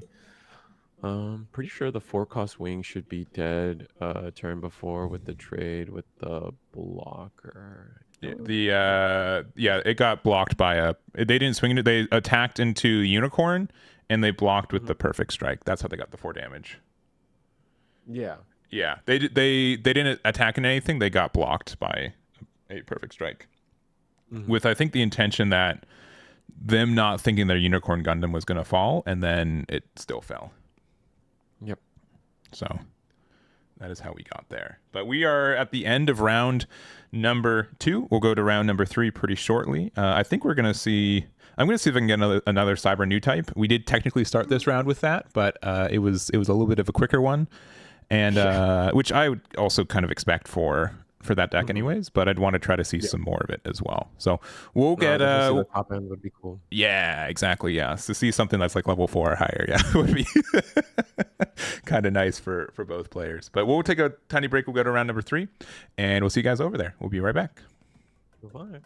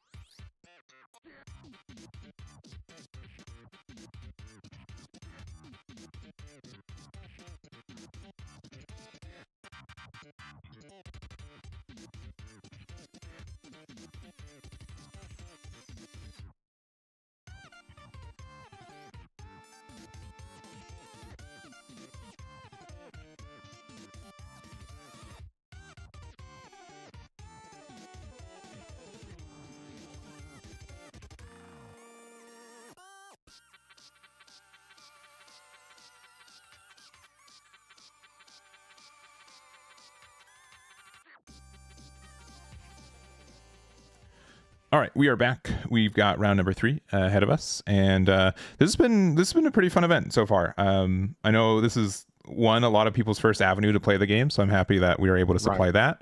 And there's been a good variety of decks, I think, as well as we've been starting this tournament. Yeah, no, I mean there is still a lot of people on blue white, but like I mean coverage wise in terms of like undefeated players, we're still getting a lot of unique stuff. Here we're representing the Cyber new type, the Merida deck, Merida Cruiser deck.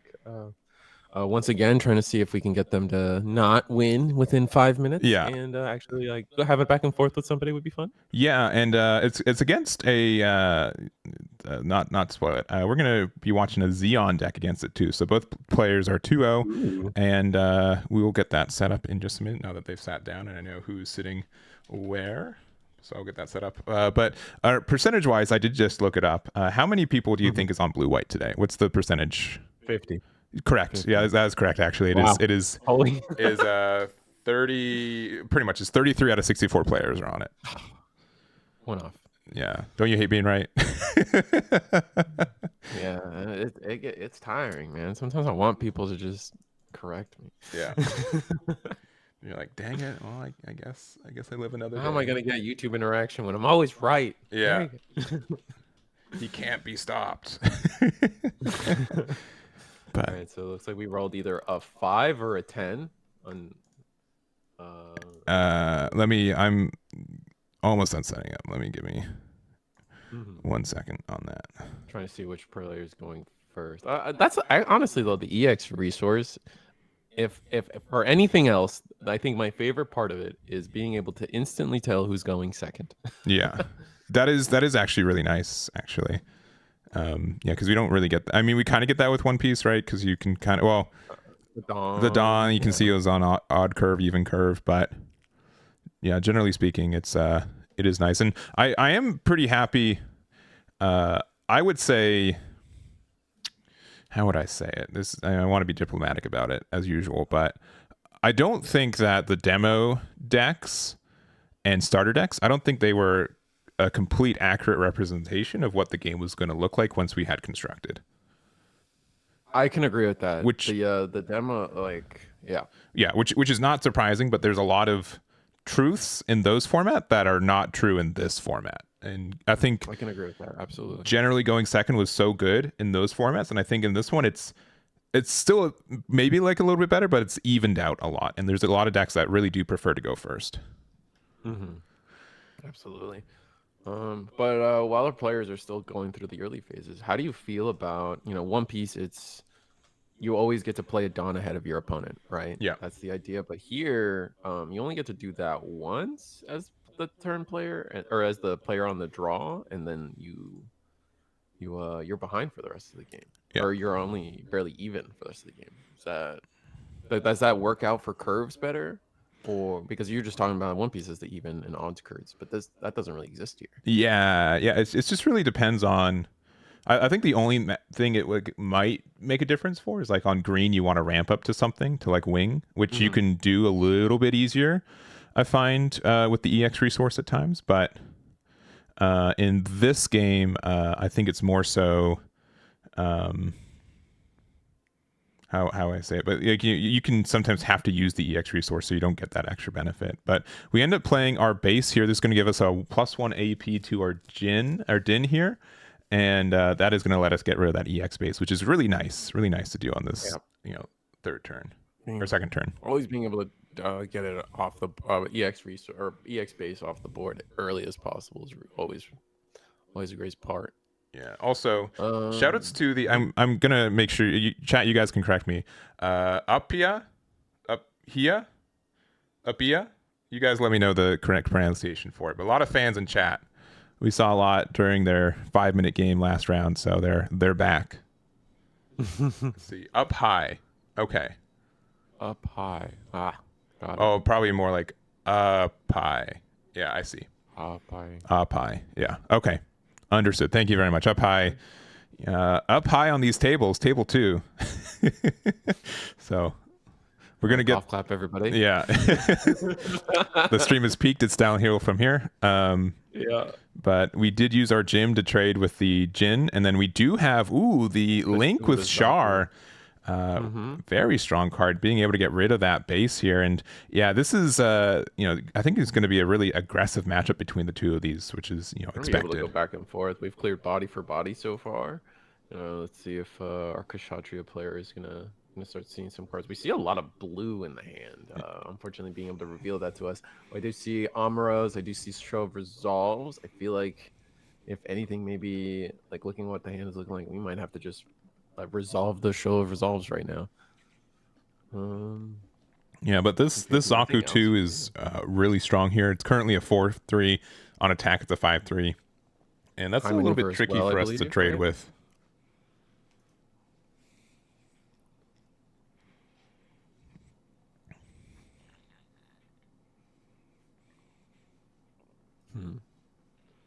I have to see where this goes.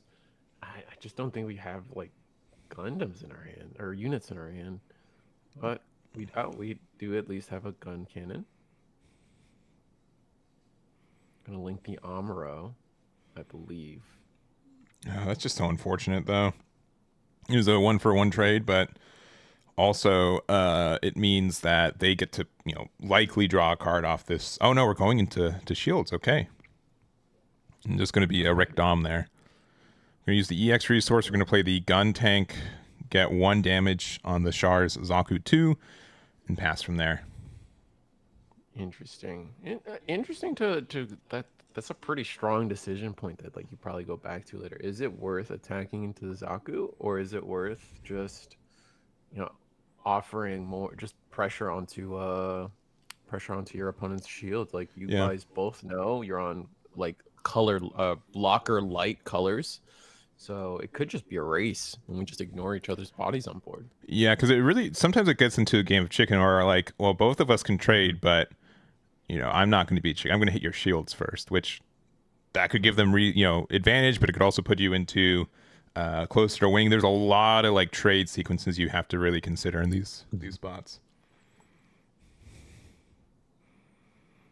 All right, but currently Char Zaku 2, it's a 4-2, becomes a 5-2 on attacking with the Char effect. We've got the gun tank as a 1-2 active, and then the gun cannon, which is currently a 4-4 due to the Amuro being paired underneath it. So that 1 damage makes it so, or I feel like we actually trade no matter what, even without that 1 damage into the gun cannon. But if you're red green here, I think you just, or is it red blue, or it's green blue? Sorry. Yeah, green blue. Yeah. I think you just follow suit. You play chicken like you said and attack shields. All right, we're playing the Anksha, which is dealing 1 damage, which isn't going to be like super big, and then with the repair 1, and now we have to decide, I think you just have to say, I think I'm going to out tempo you. Let's hit into your shields once again. Hits into a Kshatriya, so no burst from there, and then passing it back. Yeah, and I think it's just gonna. I think both players are gonna just try to race each other. Like although the red blue here, like errant bodies can just be pinged down, and so like we have I think we in this kind of scenario we succeed more often than not. Oh, we're gonna. But here, this is kind of what I was thinking. If we're doing that 1 damage, it does mean that we have like an Ankh of ourselves. We can use the gun tank here to get a really nice trade. Oh no! Okay. Shield. Another Char into hand. Love to see that card. We'll go 4 into shields as well. Hitting a Zaku 2, and then I hope we have another Ankh then to get rid of the no Rizal. Okay. Well, I'm really surprised we didn't trade the gun tank into it, because we have 3. Maybe we have 4 shields. I really can't tell. We might have 4 shields. If we have 3 shields, I would have traded. If we have 4, we can be a little greedy. Oh, on the red blue side, yeah, the red blue side on shields, yeah. Apia's. Apia. We'll get that right. But we've got we've got a 4-3 Gelgoog, we've got a 3-3 Anksha, we've got a 4-3 turns into 5-3 Char Zaku 2, sorry, a 5-1, since we have 2 damage on it, and then we've got a pretty similar board on the other side. All right, finally deciding to end the game of chicken. We're trading our Galgoog into the gun cannon. I'm surprised we didn't trade the Zaku too, because we could have at least gotten like a card draw and we would have had the healthier unit, but it's fine. I think it's like saving. I think the idea is saving that token potentially for whatever board clear our opponent decides, so we can start our turn with something. Where if we leave the token on our board at the end of our turn, our opponent has a chance to get rid of it, and then we truly are left with nothing. I don't know. Like, there's just so many easy ways for Cyber New Type to do that one extra damage, though. That's true. I don't feel like it's that insane to get the trade there. We're gonna play a white base here. This is gonna let us spend 2 to make a 1/1 token, since we have 2 other cards on the board. But now we have a 2 1 health units and a 2 health unit, and if we have a Merida Cruise with any link, that is gonna really, and a Zaku too, that's gonna put a lot of damage on these units. We did establish a base though, so now these little bodies of ours can't clear the shield, or the base in one attack. But like you said, we're now on 5 resources. We did give up an EX resource to play what our last turn was, so might not see any of our top, and here's 3 resources coming down for Show of Resolve. Okay, so we have to slow down the game on our board progression. Not loving that, but we'll have to see. Yeah, and looks like getting the Show of Resolve again. We need either an Anksha or a gun tank. I think here would either would be really good to try to like finish clearing board. Okay, now it has to be gun tank. Has to be gun tank, but at least we can. Do we get the 1 damage and Rezel can clear the base now? That's true. Yeah, so this is gonna make it a 5. But like, we gotta be careful. We could just lose on the flip side too. Yeah, that's true. Let's see. I'll have top 8 and then any unique X2s. It'll be on the website Monday morning. It'll probably be Monday early afternoon. I have somewhere to be this evening, so I won't be back until like early, but Monday morning. But yeah, they'll be. I'll make them available. Just probably not the full top 64. Yep. All right. So, I mean, we have to trade. Yeah, I think you have to get rid of the Char Zaku too at this point.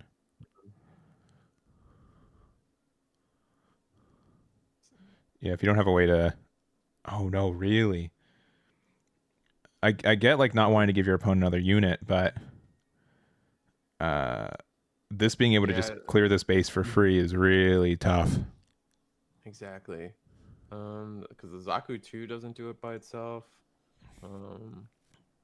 And no other unit on the board really does it itself. So yeah, technically, I think it's public knowledge that there's a Char in hand from like an earlier shield, so we could give that to the Zaku 2, and even if it doesn't link, just the pair gives you the +1 on attack, so it could still pressure it, but it's another resource you got to use.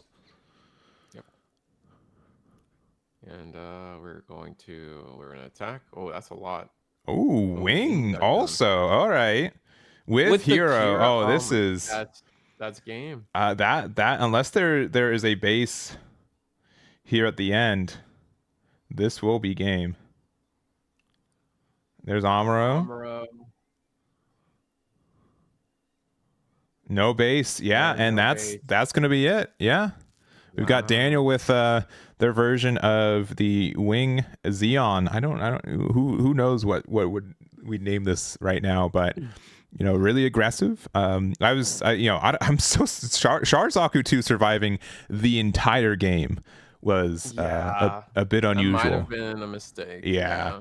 I think we needed to respect it a little bit more. It definitely put a lot of damage on it, but I'd be honest, did not expect like a Wing 0 to hit the board on that next turn, right? No, absolutely not. I also think it was a bit of their hand was also clumped up with a lot of pilots. Yeah, they were hoping to just draw potentially into that one, that one removal. Like we were one damage off from getting rid of so many different bodies, right? So Yeah. I think they were just hoping to draw into it. Like we saw, like I think might be a case of, I know we saw a couple Amros in that hand. Maybe we should have, like, done off links just to get more stats down, be able to trade a little better and survive those trades we could have been seeing. Definitely something to look back on and review in terms of what we could have done better. Yeah. And I'm sorry if I'm a little bit quiet. I'm just seeing if there's any other games that we can jump into as well. Let's see. Let's just go down the line. Table 1 is a blue-white mirror match, which one of the camera angles has a little bit to be desired. So it will make me go down the line. Looks like we've got another green-blue Zaku too. Yeah, let's just jump to table 3 real quick. I'll have to update some things, but this build looks interesting too. Oh, wrong one. Ha! All right. Nope, wrong one. Jeez. All right, my bad. One of these scenes will be good. We'll get there. Yeah. Sorry. I was just double checking, like, hey, there's no like personal information on that table, right? No, it was not. Because sometimes this is also. Oh man, my favorite story is we had a whole passport on the table. Oh, good. That's sick. That's sick. Great. Yeah. No, I had to double check. No, we. Sometimes this is the table that I used for packages. So it was not even like my information to leak, like, you know what I mean? So yeah. I had my car keys on there, but I think that's it. You guys know that I use Scotch tape. I don't know if that's a good thing or a bad thing, but it's now public knowledge. All right. Okay. Well, reseal these packages, everybody. Yeah. If the tape comes loose, you know what manufacturer to blame here. But looks like, again, on the left, we've got another green-blue Xeon. Mm-hmm. Now, I made a tier list at the beginning of this meta, which, again, 2 days ago. But Xeon was the one I just don't know the best way to build this deck. And sincerely, like, there are... I think there's a lot of different ways to do it. I think green-blue is definitely one that people are telling me that I might have missed off of, but I just didn't have enough experience to say one way or the other for it. But it's clear to me, like, red-blue aggro really works because you can refill, like, with the Cyber Nude type. Like, the draw from blue really helps you a lot. Like, a show resolve is our... just such a good card. It's just such... sorry, it's not show of resolve. It's a show... overflowing... those phrases are so similar.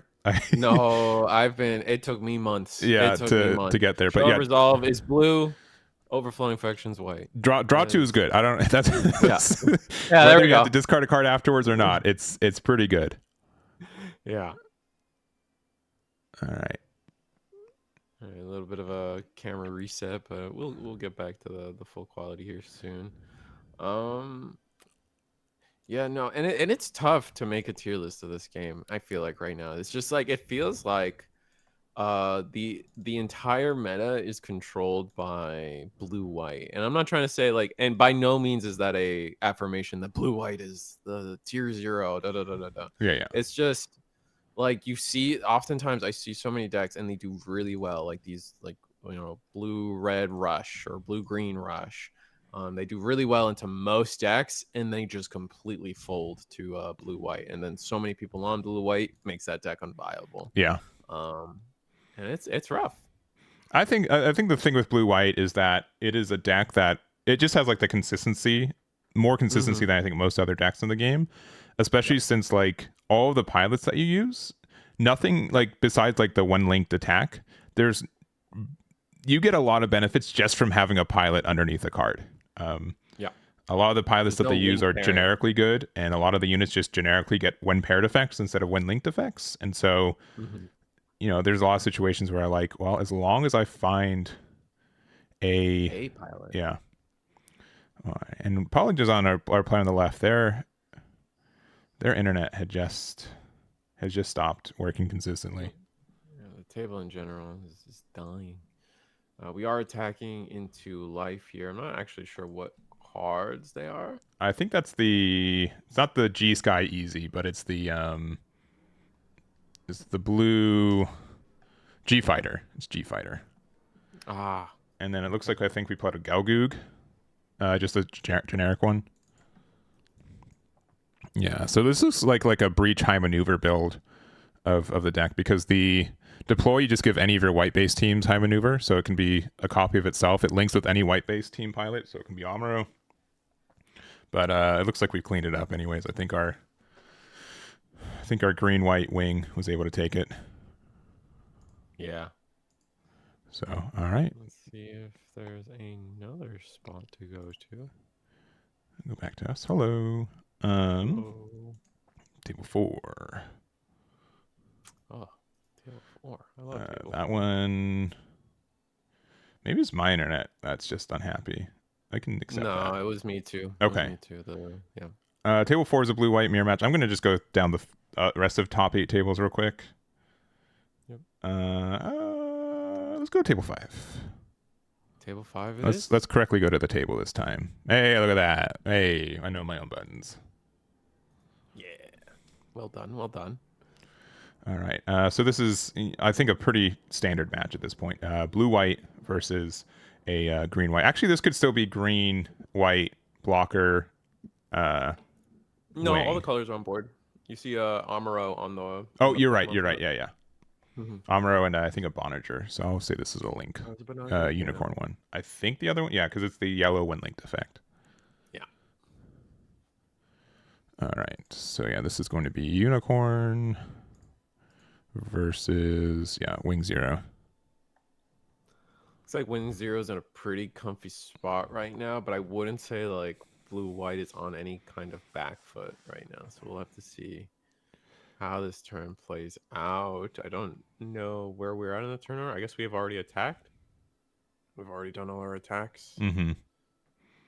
One thing that I wouldn't expect to say is that what if I played I found man, I want to play, I think 3 Wing Zeros sometimes bricky, but also if you play 2 back to back, that can just win you the game. 6 damage across boards like this, doing another 3 damage to all these blockers would be so nice. Yep. I've seen so many games just flip, or just because a Wing Zero came down and destroyed 3 cards, 4 cards. You play into, we saw it in that last in that one game where you blocked with a Lifrit, and then the Wing Zero just came down and got rid of the entire board, just due to that miss block. And the toughest thing is there are spots where you're well, I could put 2 units on the board, and if they don't have Wing Zero, I win the game. But then if they do have Wing Zero, I lose the game on the spot. So having to decide if they have it, this deck doesn't have as much this game doesn't have as much consistency as other Bandai games at times. So it's not unusual for them to not see it on curve if they you didn't see them hard search it off the search event. So it's command. You're well, I can just put them onto having it, or I can play safe, but then they block. If they're playing the white green version of it, I'll probably be a little bit more aggressive. White blue just doesn't have any defensive stuff anyways in comparison. All right, so it is our turn now. We actually resolved all our attacks on the white-blue side. Did some board clearing, and Smart correctly left no units rested, so the Zord could try to get some Zord value. Mm-hmm. Let's see where we go from here, though. Another Wing Zero does nothing, so pretty well-crafted board. Rest 1. Oh, Overflowing Affection.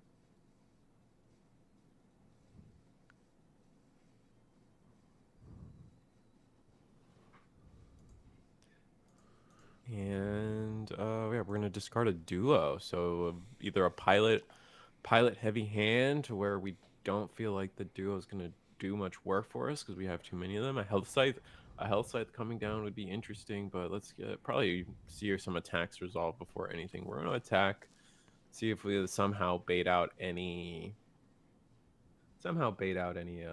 commands there, but no, just gonna let it through. High maneuver makes it easy.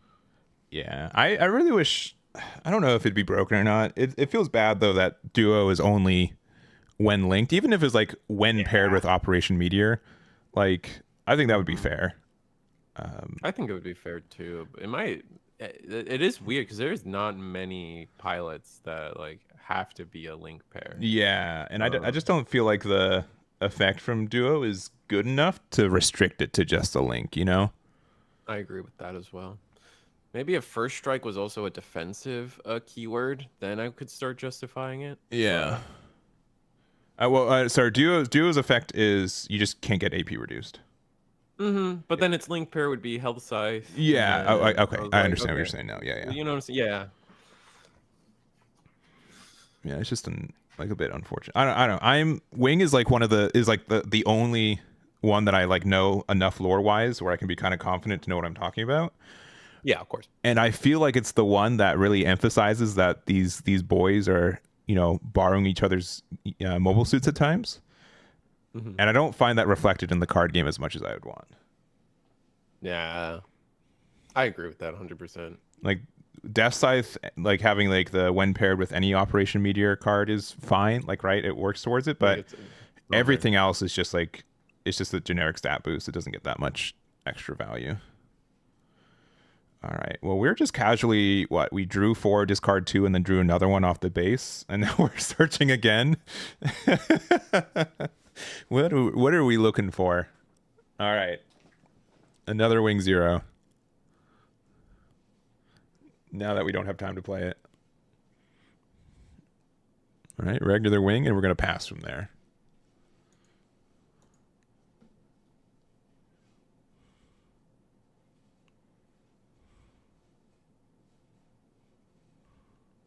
Regular Wing 0 is interesting, man. We must have been struggling to find units to play this turn. I still think back to the dude, like whenever the thing I love about like white and the discard is like you always kind of can get a read on their hand when they're for what they're pitching. Also the poker playing hand shuffle there for the resources is quite amusing to me. We should have gone to hand.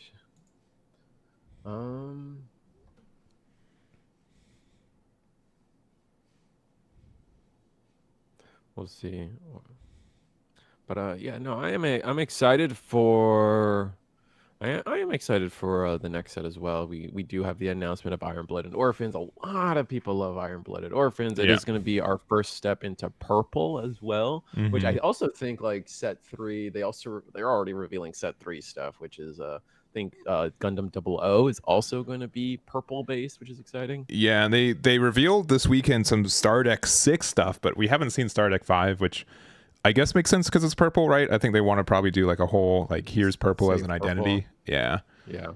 But yeah, because Star Deck 6 is GQuex, right? I think so, yeah. Yeah. Which is green. You asking me any Gundam lore question is a loaded question. I'm like, I really don't want to be wrong. I'm just gonna be like, it's kind of fun to be wrong. It can be right. I think people expect me to be better about Gundam lore than I am, and I don't want to disappoint them. Nor I'm not going to tout that I am really into the game. Like I'm into the card game half of Gundam card game does a lot of the heavy lifting. I'm definitely getting invested into the lore, but again, there's 45 years worth of Gundams. I saw you with an R78 hat. Yeah, you're cooking. I bought a hat, so I'm in it. Yeah, no, that's as deep as it goes. Yeah. From Kansas. Yeah, the hat. With a hat. Yeah. Show respect. All right, we attack with Wing Gundam. No block there. We get the high maneuver.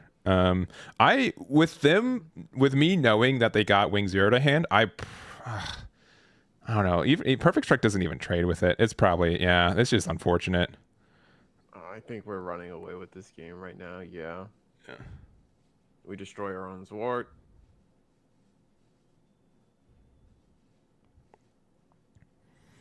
Yeah, and playing another one. Like it never left. Oof. Can people from EU enter these events? I believe so. Yeah. I would say the shipping's always the issue. The monster. Yeah, I normally I say, yeah, it's free shipping within North America. Anything from there might be some extra fees. It's difficult to say how much because every country is different, and how much pricing you get depends on how big the box is too. Generally, I'd say I work with people though. I think most people who, but I don't know. Yes.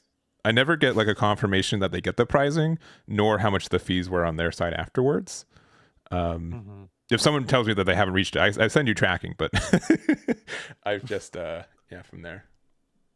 Yeah. Do you think this will blow up like One Piece did? It's hard when One My Piece heart is still tells me blowing no. up. Yeah. Yeah, exactly. But- Like my heart tells me no, but it's not a bad game, right? Like I'm enjoying the hell out of this game. So it's got the spice to get there, but that's just not necessarily the fun of a game isn't necessarily lead to success, right? So it's just like So what my after playing it pretty much every day for the last little bit, it doesn't rest on, it rests on attack. yeah. Did we rest as or Oh yeah. Sorry, they just didn't tap the card. Yeah. I think they're shortcutting. Yeah. Yeah. Okay. Fusion World I like playing competitively, but it's a little bit difficult to play it casually. One Piece I can do both, and I can definitely do both with Gundam, but I can see Gundam leaning like a little bit more casually. But I think like sometimes this game can be like a little bit inconsistent, where it's hard to take it 1,000% competitive, because some games you just lose. Like, to be honest, you can have the right ratios in your deck, and it still just kind of doesn't work out. But I could play 5 games with the same decks against the same person, and all 5 of those games could be wildly different, which I think is really fun. Yeah. So, but I'm not trying to like start an IP war. No, for sure. Yeah. But it's a good conversation, and I think like a couple people are mentioning the strength of the IP, One Piece versus Gundam, but I think fundamentally the idea that like I think One Piece entering the collectible space with card games that was really, it peaked with this card game, and now the question becomes. Gundam's always been a collectible franchise, right? You collect the model kits, you build them, How much of that fan base translates into, cardboard instead of plastic, if you will? Sure. And I think that's going to be one point of struggle. Who knows? I mean, like I said, game's fun. The game has all the bits and pieces it needs to succeed. I feel like Bandai always learns their lessons in terms of tournament organization, card design. Real quick, Wing won, just to confirm. Wing got we were able to get that link here. It looks like we also had like another Wing Zero in Hero if we wanted to like super go for game. But yeah, we've got Wing currently 3-0, so halfway through this tournament undefeated. Wow. So a lot of Wing Gundam doing well today. Yeah. I think like in a space like this, when there's enough people on it, someone's just going to find their curve every game. And consistency has always been like a bit of an issue with the deck. I think people have been finding ratios that make a little bit more sense over the last couple of weeks. And it's kind of surprising that white green's a little bit more popular than blue green on the surface, but Overflowing Affection is a good card. You don't really care about hand advantage because once you get to the late game, you're dropping the biggest units in the game right now. Right, and then the 3 damage gets. I mean, that's the key thing, right? I think for most of what blue white, like, because everyone's focused on how do I beat blue white, right? And you're sitting there like, well, my Wing Zero hits all of their units except the what's its name? The Freedom. I think every Ale Strike, Perfect Strike, all get hit by Wing Zero. It's just the Freedom that dodges it. So when you're going to be able to clear blocker boards like crazy. Yeah. It's not bad. But yeah, I think the only thing for this game, I think games can get in trouble when you're too consistent, because then you're just playing the same game. So this is within the range of like consistency to variance where I'm fine, I think. Some people, I think the game is too randomized, which is fine too.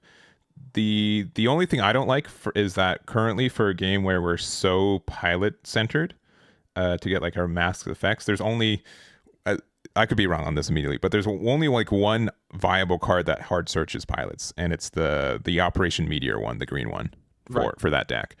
Like Xeon, part of the reason I dislike Xeon so much is because your searchers are only for units, and I can tell you how many shards I've had to bottom deck that would have won me the game if I had a way to find it off the top of my deck instead. So, I mean, that's why the Banagher with all the unicorn stuff feels so good, because every mhm. time you link him, you like draw, you discard, you get him back, and you just have like this whole like Ferris wheel of stuff happening, and like you just always have a pilot in hand now. You have card draw. It feels great. It almost feels like, I mean, like I feel like, correct me if I'm wrong on the, you would know, but in Masters for Dragon Yeah, Ball, okay. early leaders didn't have when attacking draw cards, right? Yeah, And all that the slowly front sides became had the like no norm. value. Yeah, And then it slowly became the norm for a leader to have when attacking draw cards. So now you're always drawing two. Those became the best leaders. And now we see Fusion World. Every leader is just baseline. yeah, yeah. And it almost feels like to me, we may be in a world where like it might just be where pilots will just eventually say win pair draw card. Yeah. I think and then so. This would I think maybe be borrowing too much from Hearthstone. I think this game like doesn't. I think it like does a good job at like getting a lot from it, a lot of games, right? But is to have some. I love leader based gameplay. So if there was kind of like a leader that you could represent your deck, it'd be like one of the two colors, right? That you could use, so it'd be like a monocolor leader, and then all of it would really do is just have something that you could spend like for 2 or 4 resources. You know what I mean? Some X amount of resources, are add like some kind of consistency for it, right? I think that like in Constructed, it's been pretty clear to me that there's a lot of decks that just don't run out of cards or things to play most of the time. So it's been mostly good compared to where it was in like demo or just starter deck format, but. I don't know. I'm just a sucker for like a leader to represent your deck. Of all the card games, of all the Bandai card games, at this point, this is the only one that doesn't have like an easy way to commit to a draw engine. Yeah. Right? Like I said, Dragon Ball has leader when attacking. Yeah. Digimon, draw for Digivolve. Yeah. Union Arena. It's a game mechanic to spend an action point. Yeah. Yep. One Piece doesn't have one, but your life comes to your hand, so that's kind of like that as well. So it just feels like the only card game missing like a key value engine. Yeah, this is definitely the card game where you draw the least amount that Bandai currently has out right now. So Battle Spirits, you could kind of argue was like the same, but because they're also, and you know, when you took damage instead of drawing a card, you ramped, so that was kind of their trade-off instead. So. Yeah, I didn't get into Battle Spirits as much. Eggman, I feel like that was the issue. that was it. Yeah. Digimon is now insane. You sit there with 20 cards. Digimon has always been a little crazy. Yeah. Like I always joke around with people when I explore into the other card games. Like Digimon is the only card game where you will lose the game with 30 cards in your hand and nothing to do. Yeah, One Piece in Fusion World, you usually lose the game on like 2 or 3 cards in hand, right?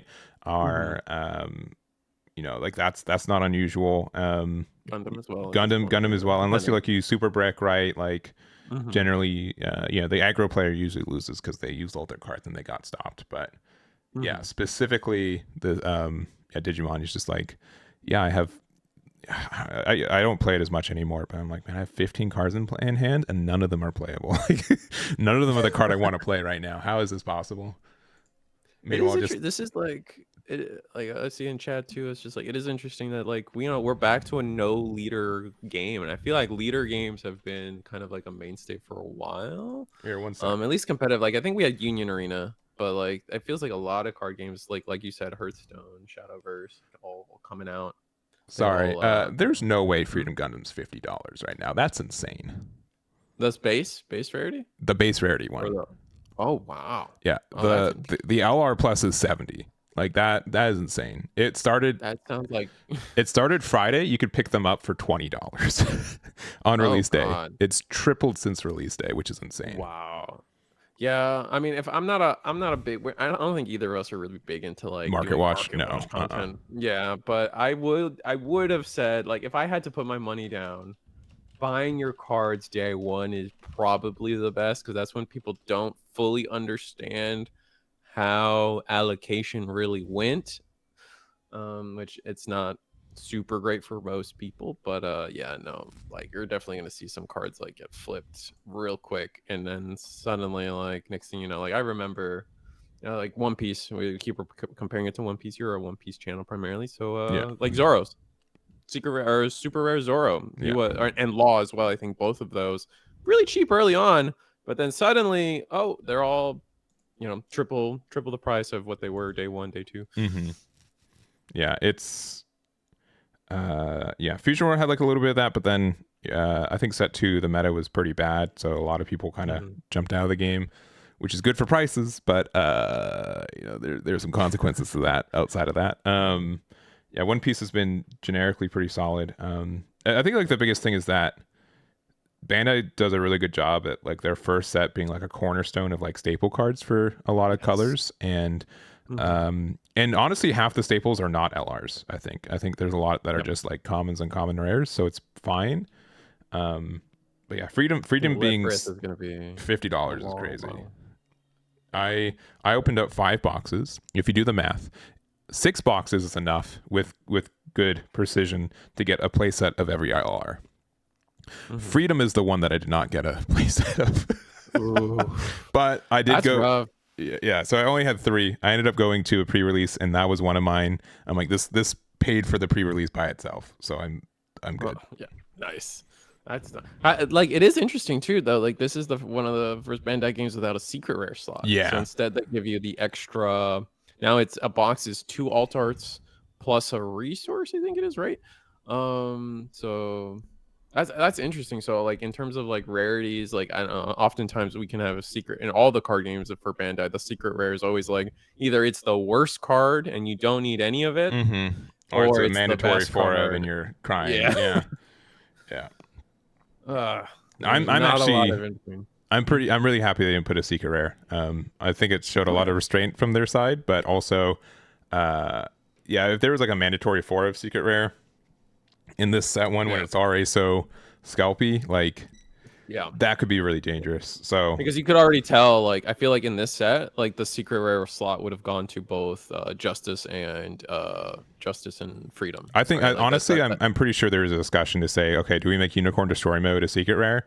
And that's it was probably like a 6-4 vote to make it an LR. So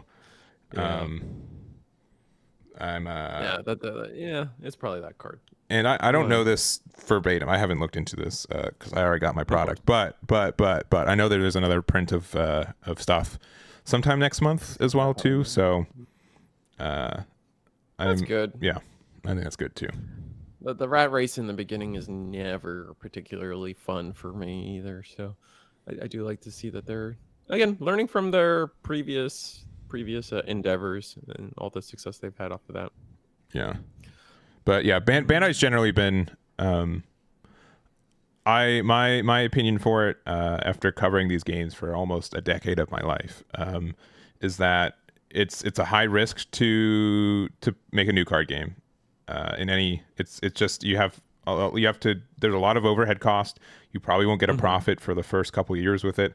I'm thinking like sincerely, I think One Piece is just actually starting to make a profit for them outright. Like in some capacity, maybe like they probably made a profit within the first year actually because they actually broke off. But maybe Fusion World, they're probably like maybe still a loss. Still working back. Battle Spirit Saga, I can almost guarantee that they lost money with that game. But it's really tricky. So I think Bandai generally covers their bases by saying, this is the we want to print the amount that minimizes our losses, but still gets the product out there. And everyone's hyped for a Bandai card game set 1, like consistently, and then you'll see set 2. Set 2 is usually an indicator of where people the hype is done and they're not interested in the game anymore. People will decide if they like the game or not, and or the game is great, and then set 2 is even worse. So rest in peace, Fusion World. Yeah, still recovering from that. I feel I'm ride or die with it. It either turns the curve or I cover it till it dies. But it's in a good spot. It's been a little bit frustrating. I feel like some of their balancing issues. I'm pretty sure it's not the same dev team that did Masters, which means I've been seeing them fall into a couple pit holes that had already happened in Masters, and where if someone had been playing, developing both, they likely would have learned from their mistakes. So unfortunate. yeah. But what's the time in round looking like? Yeah, we've chatted through overtime, so I think round 4 just got paired. Nice. Oh, hype. Then no break for chat. I'm sorry. I know you guys wanted to use the restroom, but yeah, just no in particular, right? Not you, Risu. No. Nope. No. Let me just fidget for 30 minutes. I'll go quiet for 60 seconds real quick. Yeah, while I pour out this glass of water in the other room. But, all right, we've got, I believe, 8 players undefeated. All right. Let me make sure on that. Let me make sure on that.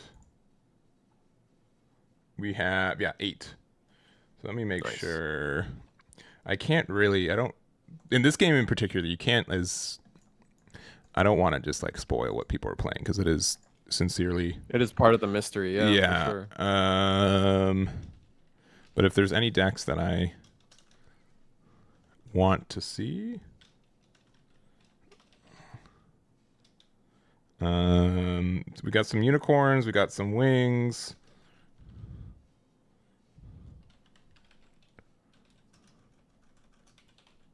We've got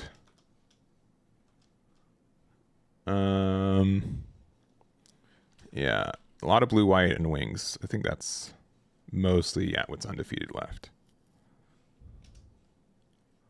Let me just double check. Yeah. Let me see. Okay. Yeah, so we have like unicorn, freedom, and wing. Those are the 3, which I don't think is that outrageous. I think all 3 of those are pretty established archetypes at this point, so not too unusual. And let's see what the pairings look like now. You know, I'm gonna be dumb. I'm just gonna go based on how good their setups look like at this point. It's already like such a. Let's see. All right, table 1's fine, but we did see one of those players before. Table 2 is okay. We also saw one of these players before. And table 4. Let's go to table 4. I don't think we've seen either one of these players on table 4. Ooh, Titan, has the most prestigious titles right now in the Gundam webcam tournament scene. Yeah, he's been grinding quite a bit. For sure. All right. The focus is gone. I don't know if you're seeing the table. There it is. All right. Oh yeah. All right. Well, let's just jump over there. I'll correct the names and stuff as we get there, but they have started, which makes sense because the timer has started. Yeah. Easy start. No 2-drop play from our player going second, but Taidana does get the Zwart on board, and then we respond with our own Zwart. And I feel like we're all just looking to preserve our EX resource for the beginning of this game for sure. Yeah. And, Razel hits the board. And on the right, so we've got Vince Lamb. And then on the left, I think both of them are playing like a blocker build. Blue white almost immediately means it's either freedom or unicorn. And which again are already splitting hairs in my mind. Yeah, it's just what payoff do you want at the end? I feel like the decks are like, 45, 46 of the same card, and then you just swap out unicorn for free. Yeah, and with that other, I forgot which, that's the level 4 blocker for Earth Alliance. It's something. Launcher Strike. Launcher Strike. I think that means that this is likely more of a unicorn build versus more of a just kind of like freedom blockers build. Yeah, and there's the Bonager. Yeah, I think this is pretty clear to say that.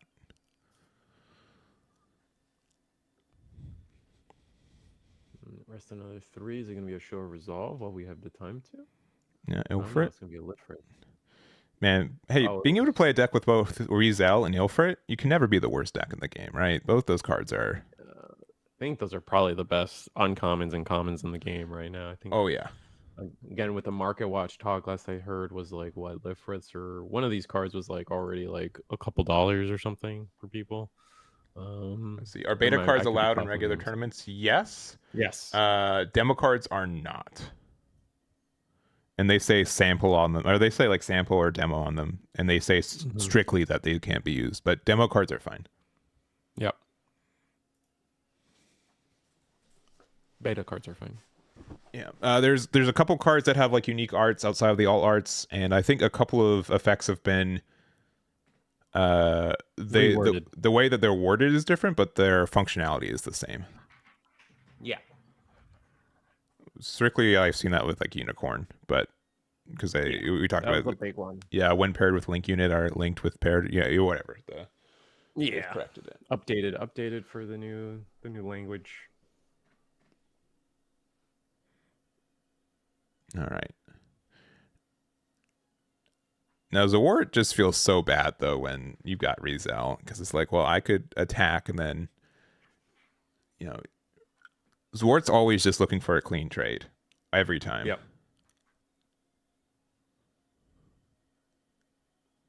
But I feel like you have to. I guess you don't have to, but you got to get some aggression going. I guess it depends. Like we just wall up for the rest of the game. This could just be one of those games where it goes the distance, honestly, of overtime, depending on how the players choose to play it out. And we're actually going to try to tie down. I'm going to try to be a little aggressive here, see if they let it through or not. No matter what we block with, we do lose a body, and we're going to block with sword. Yeah, because the launcher is a 3/4, and then the perfect strike is a 4/4, both blockers. Yep. Is this Ale Strike? Yeah, it is Ale Strike with a pilot. Oh, that is the beta alt art. That is a fancy card. Wow. I mean, both. I think not unusual to say when I think both these players are undefeated, and they've been playing a lot. We've got the foil beta resources on Vince's side, right? We've got beta alt arts. Like we're gonna see, I think, some fancy cards. We're already seeing like the beta show of resolve art there too.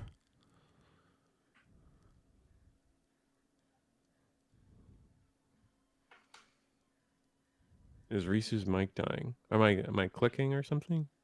I'm not hearing a click. You might just be. I haven't heard you got cut off either, so I'll keep notice of it. Okay.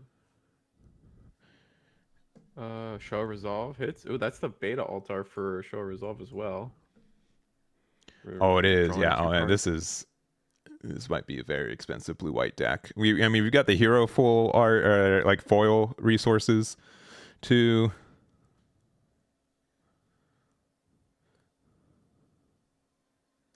And yeah, I think that it makes sense here because like I always talk about like the mirror for blue white is always kind of interesting and like definitely trying to sit down and understand like when you have the time to play these show of resolves on time, right? Because if you're playing these show of resolves in the later of the game, that's a third of your turn gone.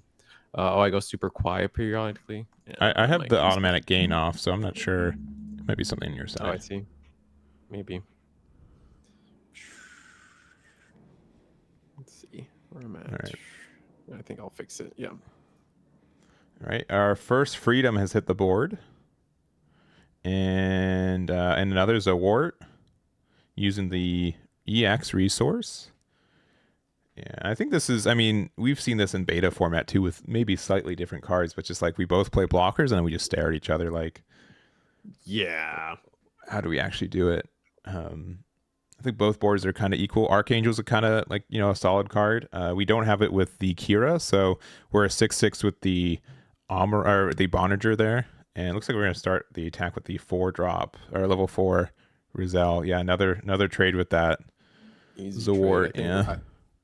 I think that gets us ahead is what Taidan is thinking because we are trading our non-blocker units for their blocker units and they're gonna run out. Yeah. And again, is the key thought process. Zawart will always trade for Rizal. I think that's almost always like a good trade. Mm-hmm. Stat wise, yeah, I agree. Yeah, the theory about not attacking this game is making sure that your opponent doesn't like get a good value trade of like 2 to 1 for your cards. Mm-hmm. And when legitimately every card on the board right now has blocker, blocker can kind of let you force attack into the cards you want. All right, Yeah, we're looks like gonna we're attack attacking our with the 6/6 airstrike. in. Gets rid of the EX base.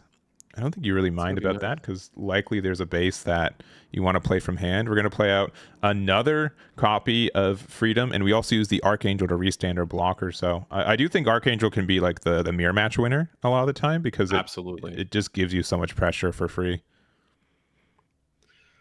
All right, so from here, what can we really do? I mean, another freedom. We need to start seeing pilots.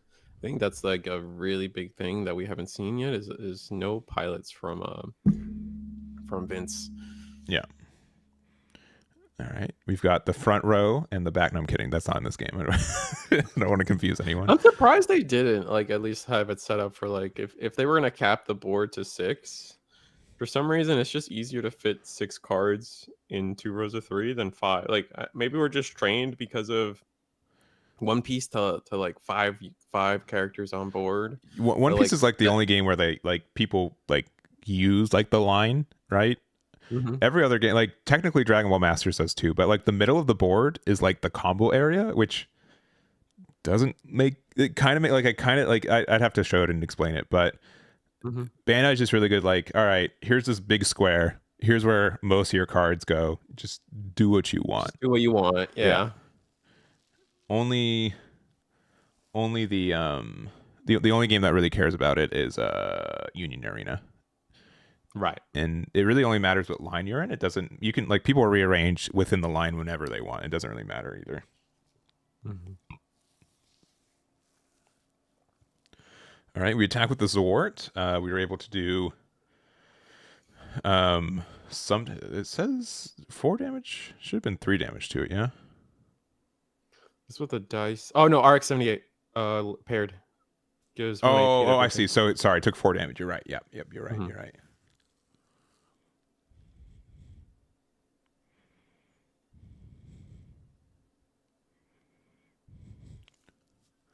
See, how do you participate in these? I announce when a tournament is and when signups go live on my social. So that includes YouTube, Twitter, and my Discord. Mhm. And then yeah, so my events are usually popular enough that if I just randomly set up registration, a lot of people will just miss it unfairly. So I try my best to announce when registration goes live, and then we almost always do late registration to help get these extra spots, which helped us cap out again for this event. I think you needed 24 slots were available last minute or Yeah. waitlisted. 20-ish people either between when registrations went and today, they just couldn't make it. So, but then yeah, I was able to refund them and then put those spots back up and we resold out. So. Idona going pretty aggressive here, And attacking with the airstrike. And again, like when we have this archangel, right? Like we're kind of allowed to. Mm-hmm. And the same with the RX-78, right? Like Yeah. like we have 4 damage on there, but it's gonna repair too. Yeah, and it So being a we're gonna 5/5 is slowly pretty get back. nasty. Mm-hmm. But yeah, I do expect to have another event. And with the Kira here, nasty. So we're 6 go and for we're the attacking trade to instead? 1. Yeah. Or do we go aggressive? I We're going for the trade. think I don't know. I would have blocked with the idea that Ailstrike gets more value later on. It's true. That's an interesting way to do that. But if we pair anything with it, we'd have to return something to the hand, which maybe we wouldn't want to do either. I don't know. Yeah. Anything? What do we, sir? I guess they have the perfect strike. Oh, you know what it was? I think we -2. No, because the perfect strike did take 4 damage, so we -2 the ale strike. Or we must have -2. We must have -2 the perfect strike, making the block. Oh yeah, you less can efficient. block. Okay. Yeah. Mm-hmm. Yeah, I think that's fair. That's a good way to do that too. Yeah. All right, we're trading our our blockers there. That means that we will be able to generate a 3/3 token if we so desire. But man, Archangel being on the board this entire game has been so good for Henry. Oh yeah, it's the piece that allows you to be aggressive and defensive in a deck where you have so much defense. Mm-hmm. Like you don't have to give that up. I'm gonna play a launcher and a perfect strike here for our turn and pass. And yeah, I think And we have to down is put back the Kira to hand. That's so unfortunate. and now we can give it to the perfect strike potentially, Yeah. or the freedom. Yeah.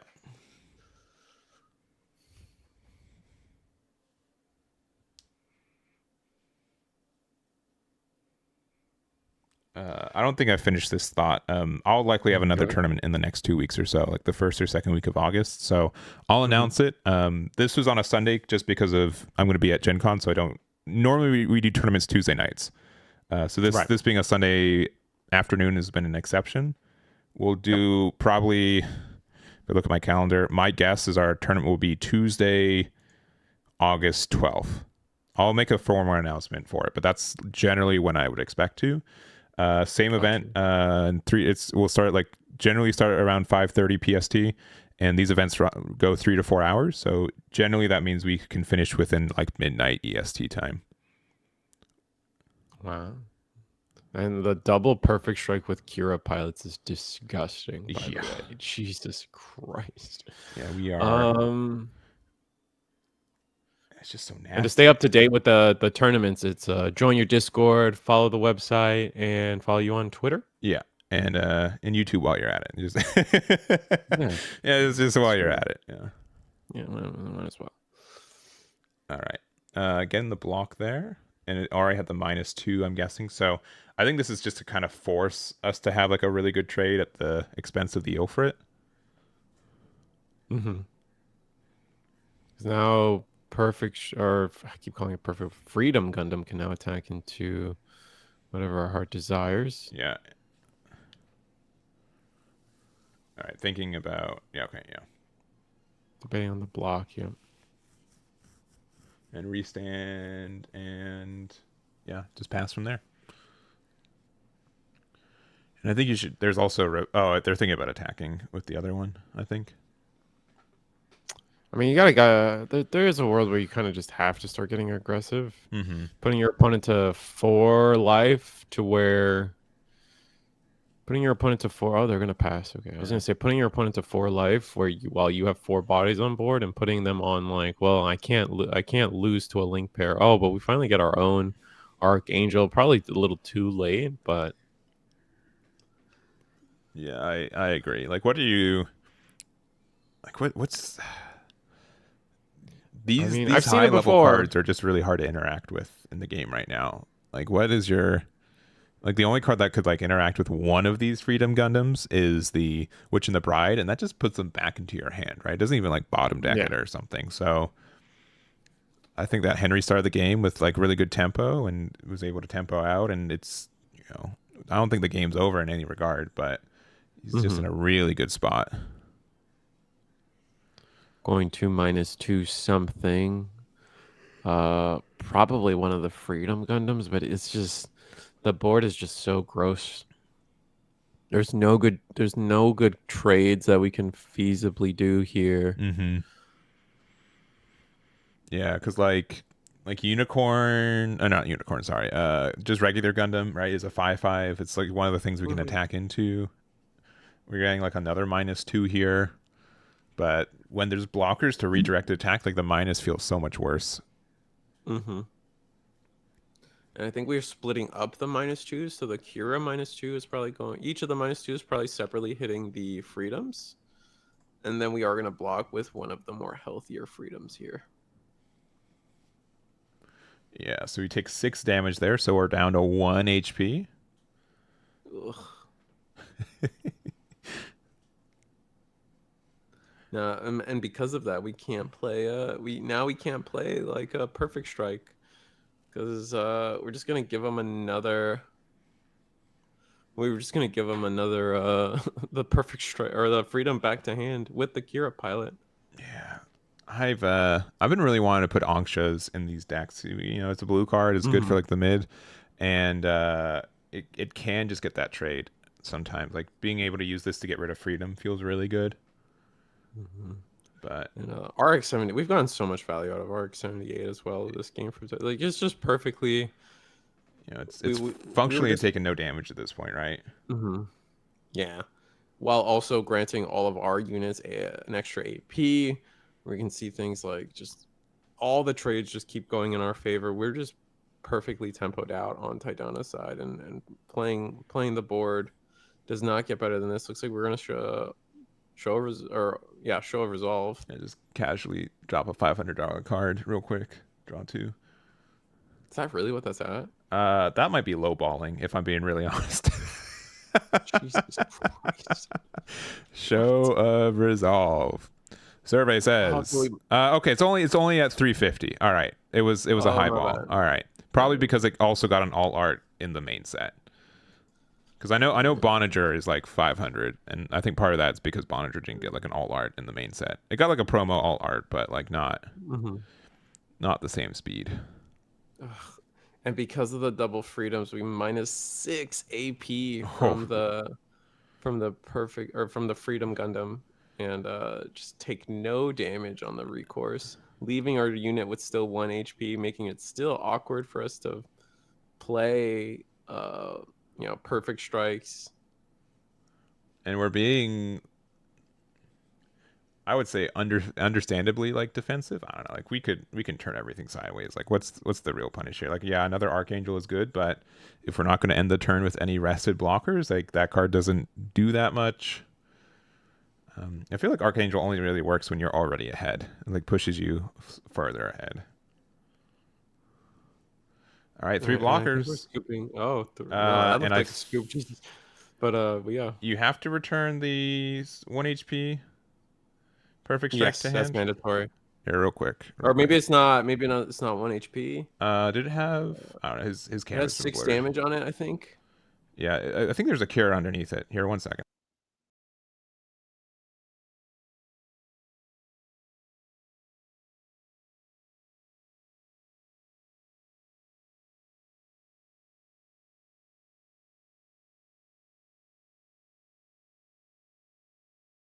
All right, yeah. And it is catching people. The fact that some of the removal in this game is mandatory. Like, it is a mandatory. If there is a target, you have to bounce it in this game. Yeah, which, to be fair, like someone who's covered a lot of Bandai card games, this is like the first card game where effects like that are hard mandatory. I would say like if this was a One Piece card or a Fusion World card, it'd say choose up to 1, right? These are mandatory effects, so which almost like makes Perfect Strike like a little bit worse, But now being able to give them back this freedom, heal it, right? Heal it. Oh my god. Yeah, it's nasty. Where all these -2, we -2 the board, probably I would -2 launcher and live frith here, personally, or maybe -2 a Perfect Strike and just accept that one of these. Yeah, like they got 2 attacks, and that does gonna hit the base there, 1 shot. All right, RX-78. I mean, all right, clear. Ale Strike, I imagine, will be next.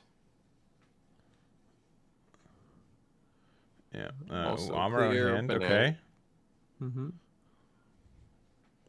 Freedom. Let's see. I don't think bounce is that good in this game. Like it's good for L Strike to like. It can be good to go for game, but the tempo is generally not worth it. I don't think it's. I really wish Wishing the Bride was like bottom deck instead of. Yeah. Like even if it was like a cost 3 or like even cost like 1 or 2 more, I would definitely do that to just be able to. Get rid of the card permanently and the pilot with it. I think it's one of those things. I think a lot of people with the success of white and blue, I feel like people are just like, oh, you just want to buff them even more. But it is kind of true. I feel like it is a flaw we saw in early One Piece as well. Blue bouncing cards to hand was infinitely worse than just getting rid of them. So that's why Yeah. we eventually saw a lot of blue cards actually swap to what you're saying, bottom decking, et cetera, et cetera. But Yeah, the only time like bounce to hand has been insane, I feel like, has been like with this is a different game, so sorry, but like Blue Law, where you're able to establish like two bodies with Jinbei and like that those it can be insane if your tempo gain is so large, but I don't find it the case outside of like Ale Strike being able to be like a 6/5 that trades into one body on board and bounces the other body to the board is really nice. Mm-hmm.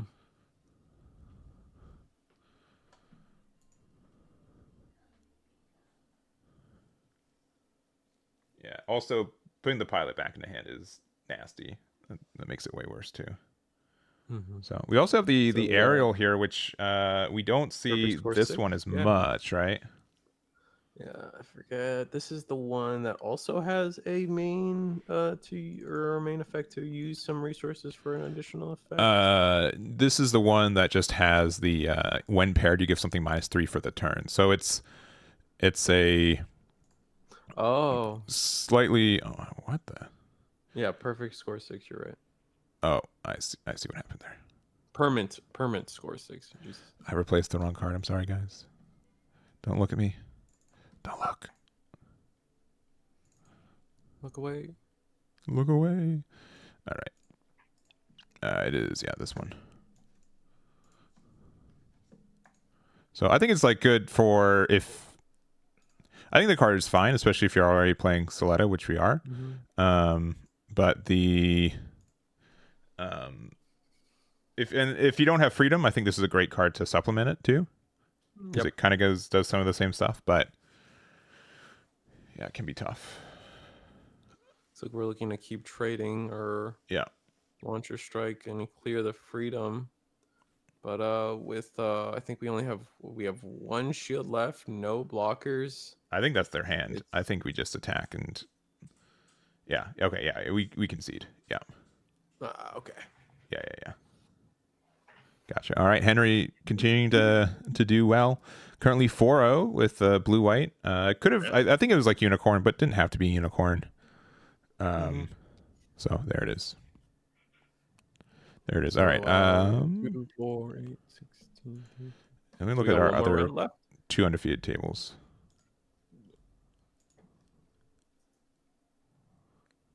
They're done. Looks like everybody's done. They're done. All right. All of our undefeated tables are done. We've got a couple still going. Let me see.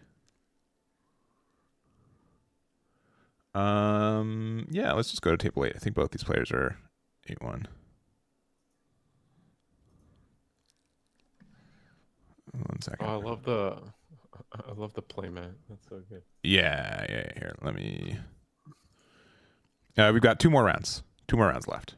2 more rounds. So tournament should be done in about an hour. These are not these players.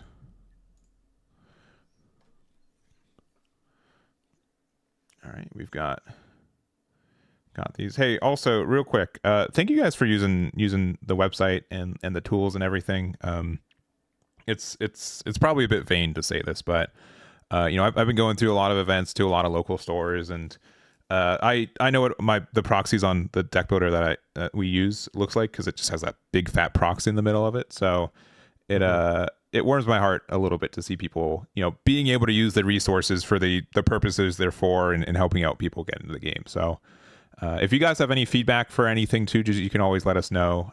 I really want to support the community and make helpful tools for everyone. So I'm happy that this has been seemingly really helpful for a lot of people for that. So I'm happy that the time is being used wisely, as in time into the community gets time out with you guys. Yeah, it's being used. Yes, it's being used. And right, so two Freedom Gundams on board is going to be pretty rough, especially when you're looking at we have the same amount of HP. Yeah. Also, this is a bad joke. If I had a nickel every time I saw a proxied Freedom Gundam, I'd be able to buy a Freedom Gundam. Fair. That card is very, very expensive right now. Oof, so we're gonna get to bounce nothing, right? Because this is based on level. No, it's based on HP. So Oh, right. thank you for healing our freedom, but this you have to trade here because otherwise it's high maneuver with the wing. So this is a 6. Oh, Oh, they let it through. Wait, we just get the high maneuver, right? Right? We just Yeah, we lost the do. game? I mean, we have 2 life. We still have 2 life. Oh, sorry. Okay, sorry. That I thought that was the Resource deck? resources them back. Yeah. Okay, that makes way more sense. I was like, what? Yeah. Excuse me? Yeah. Yeah, I guess we. Yeah, I think we do attack into it, right? Yeah, I mean, you wanna put your opponent on lethal. So Yeah. If my opponent's at 1 shield, I probably won't attack because then putting them to 0 Yeah, and playing a shield afterwards, like you can stall at 1 shield very easy with bases. But with 2 is probably worth the play. the spruce playmat is fantastic. Yeah, I like the runners. The runners are so funny to me. Boxes are 8 LRs, 2 alt arts, which can include LR pluses, and there's an alt art resource you get guaranteed, like a plus, so like a foil version of any of the Gundam ones. Fun. And then I think like And case hits don't count towards any of that other stuff too. so we are gonna get the link pair -4. Probably I would -4 damage to the ale strike personally, but I guess we'll see what they choose to do.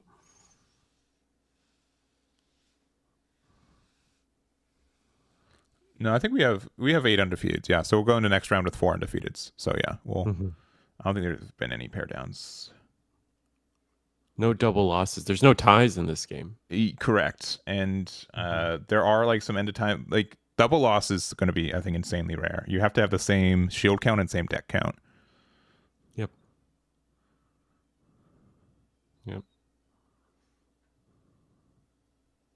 It's like One Piece. One Piece technically doesn't have any draws either, right? No, but they have a way to determine a winner outright.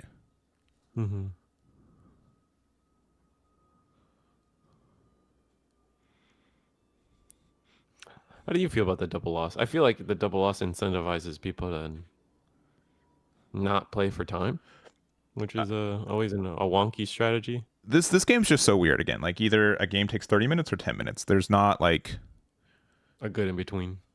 There's not a lot of matchups that I think last 20 to 25, which was kind of my sweet spot for these kind of things. All right, we play out an Ilfrit and a Rizal, and it's just pretty much saying, hey, please don't have a wing 0. Please. Or the link pair. Yeah. Yeah. We know that we kind of see their hand, unfortunately. So we know they're being a little generous here. Oh, yeah, we've got... Strike, all right, well, we got wing 0 and ale. So wing 0 gets rid of everything. We can hit them down to 0. But then, and just hope that they don't have like a punishment on the other side. Oh, but no, they can win because you have to. They can like Ilfrit for game if you don't attack. Yep.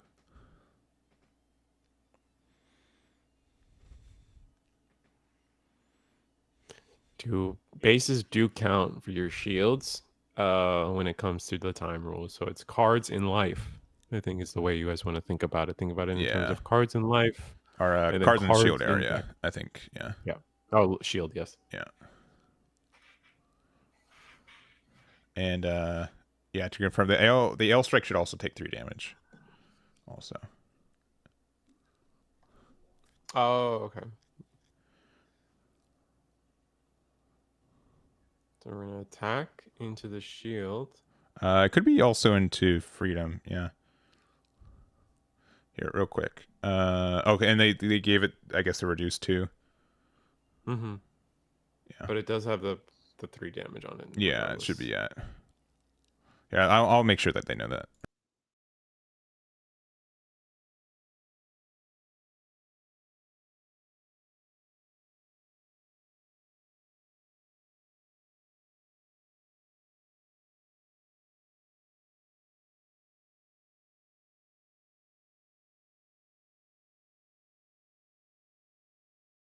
All right, there we go. Yeah, and in other games when there's like modifiers, I'll never like call it out in that way, just because but like in this game when it's so incentivized to put dice and stuff on it, I feel like it's a little bit just to make sure, even like for something like Wing Zero where it's not as easy to mention, like people realize that it does have damage, both the player and the other player. But we've got the link anyways, it don't matter. Unicorn's a good card. And yeah, we've got our unicorn going 3-1, I think. Yeah, this is a pair down table. So this was a pair down, yeah. And then wing is currently at a 2-2. So all right, I think that's about end of round. We've got a minute left or so. We should have 4 players undefeated. Oh, that's me. Hello. I am just pressing all my buttons. Hello. Sorry. Spoilers, I'm very bad at my organization for my OBS scenes. So yeah, I'm getting there too with all the like extra little funny ones I like to do. It's the one-offs that like I just don't go back and either call or delete. Yeah, well, it started because so many of these events, because I do on Tuesday, right? So like Tuesday afternoon, I'll do a little bit of streaming and then just go straight into the tournament. So I just have them all in one spot, which means that I'm so used to pressing the standard scene, which I'm using for gameplay, and but instead it's it's just me in a weird sea of blue and purple, or red and purple. Well, that's fun. At least they're fun colors. Anyways, yeah, but let me double check. I think we should have four players undefeated. We have 4. Yep. So we've got Jambecker, Fernando Perez, Caleb Albert, and Henry Lin. So we'll see what they have. I'll probably choose the matchup that Henry's not in because we started their match last, unless it's a mirror match. But those are our 4 undefeateds. In case you guys are new, a couple things to mention. One, if you guys haven't checked out EXP Share Collectibles, highly recommend it. They've helped us with some prizing for this event. They've been really good. They're also the people who helped me supply with the tokens for One Piece. And then also the back for this one's going to be a little bit different because I put a sticker on it. But they also have generally what are known for like leader sleeves for One Piece. But I've really liked putting my EX resources in these. Or not my EX, my EX bases for these.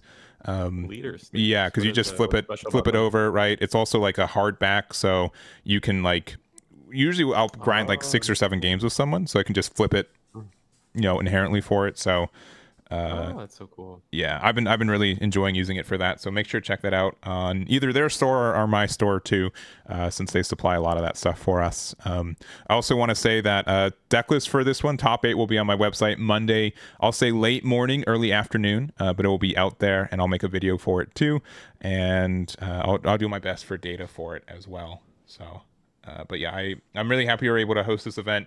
I was really nervous about getting prizing for it, so I'm happy that it all worked out so far. And Riso, I'm also happy that you've been free today. This has been a lot of fun. Thank you. It's always a fun time to hang out with Eggman, the Bandai man. Yeah, and if you guys haven't checked out Risu's channel, you've been doing verifiably more Gundam tournament streams than I have. You've been doing pretty weekly with Eagle's Nest. You guys have a lot of backlog of content for tournament data too, and just streams. So if you guys are ever need some more some tournament action or some gameplay, make sure to check out Risu's channel. You've been doing a really good job supporting this scene too. Weekly win a box tournament here at Eagle's Nest every Wednesday, 8 p.m. Check out my channel, Risu Squirrel, or join the Eagle's Nest Discord. That's all I got there. Yeah, and 5 p.m. EST time, right? Yes. Yes, yeah. So 2 p.m. for me. Wait, so you said 8 p.m. Wait, no. 8 p.m. EST, 5 p.m. PST. Yeah. We're 3 time zones away, which is tough sometimes. So it used to be so much closer. Let's see. Undefeated as in players that are 4-0. So tournament ends when there's only 1 undefeated player left. So with 4 undefeateds, we have 2 more rounds left. Yep. Unless there's a double loss, which again is possible, but very unlikely. But I feel like I'm going to have to say that every stream now. For my tournaments, usually I like to do triple winner boxes or something where like top 8 gets something for a 64-person event and top 128. This one is a little bit extra. So top 8 gets the Kira and like the pre-release starter kit, which has the sleeves, the Kira, and the Strike Gundam. You also get my Eggman 2025 dice here, which we're over halfway through this year, so these are we're not going to have much more chances for these either. And then top 4 will be able to get a star deck of their choice, starting with first place going down to 4th, and then first place gets a box. Top 4 outside of that, so 2nd, 3rd, 4th share a box, and then 5th through 8th share a box. So 1 box, 8 packs, 6 packs are the things for it, which generally that's been pretty fair, I think, pricing wise. And I expect to do another triple win a box next month, and it'll probably be like a $10 entry with slightly less additional pricing, but still the packs. So that's what I'm expecting for the next 2 weeks or so. Are you going to Gen Con, Eggman? I am. I'll be doing top 8, and then if there's any X2s that are, I think, noteworthy, I'll make sure to feature them on the website too. So top 8 should be all X1s, the undefeated player, and then I think 8th place sneaks in with an X2 record. So Are you what events are you doing for Gen Con? I have Thursday. I got into the constructed events for Gundam for Thursday, Friday, Saturday, and then I also have a Fusion World regional Thursday morning and a One Piece regional Friday morning. So busy weekend. Yeah, pretty busy. 3 different games. I still don't know what I'm playing for Gundam. It's like a couple days away, so I'm probably just gonna have to bring as many decks as I want and just try to play it. So let's see.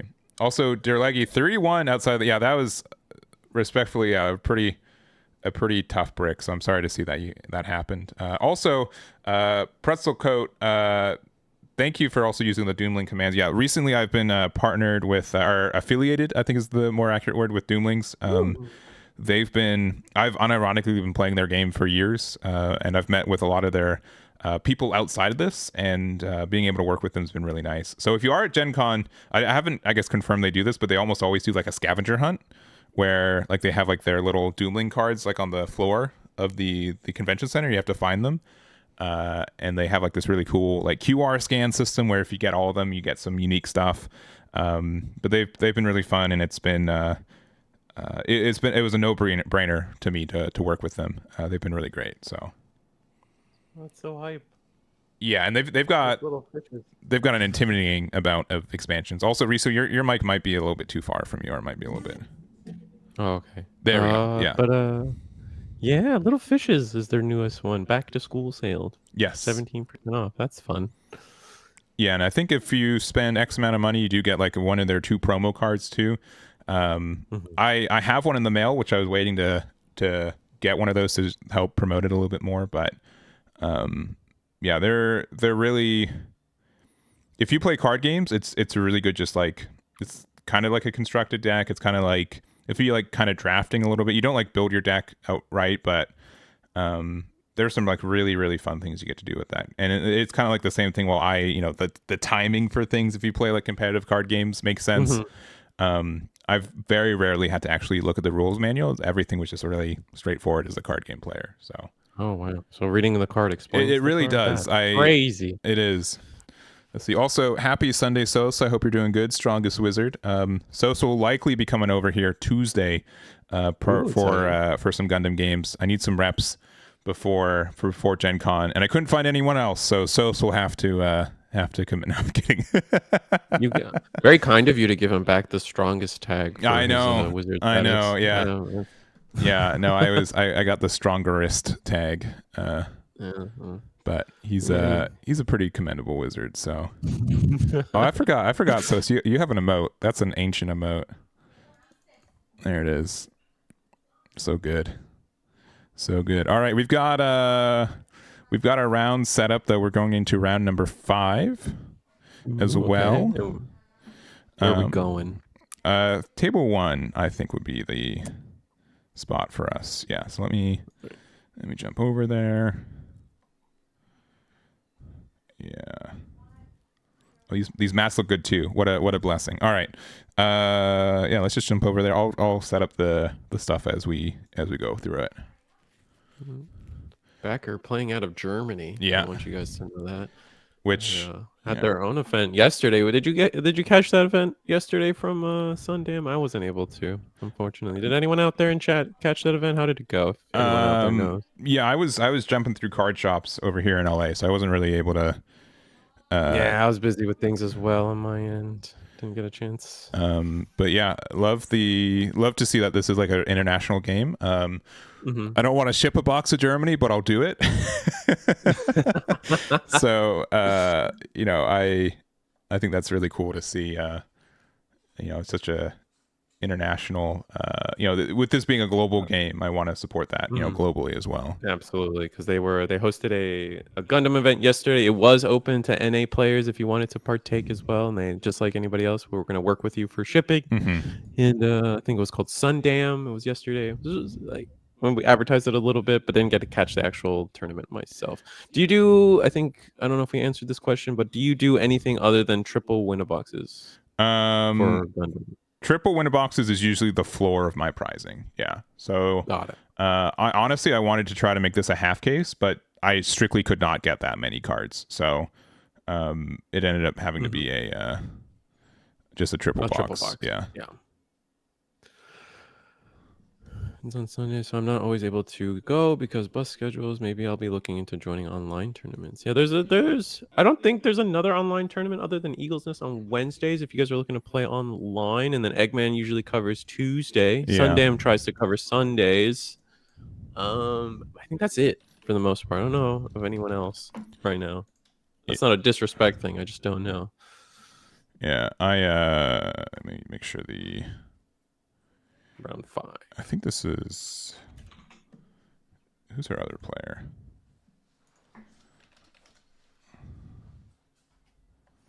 I guess it would have to be by process of elimination. Is this Caleb Eblert? I think it is. All right. But yeah, pretty clear that Caleb's playing a wing deck. And then getting the ramp early is huge here, actually. This is like exactly where they want to be. They want to, from what I understand from my conversations with Ben Ferris along with Garrett, the deck wants to see a starting hand with like, I think it's 2 ramps.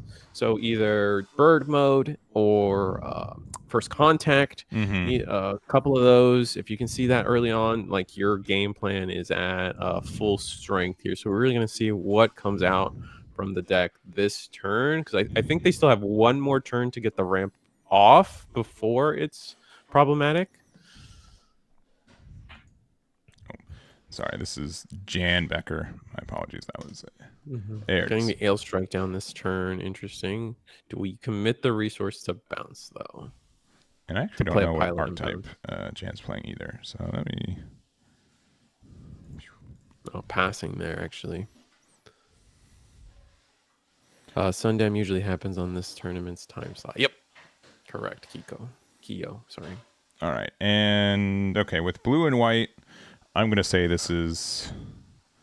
What are you thinking? Are you feeling this is Unicorn, or do you think this is Freedom? I think... you know what? We're gonna go with Unicorn. We're going to go with Unicorn? All right.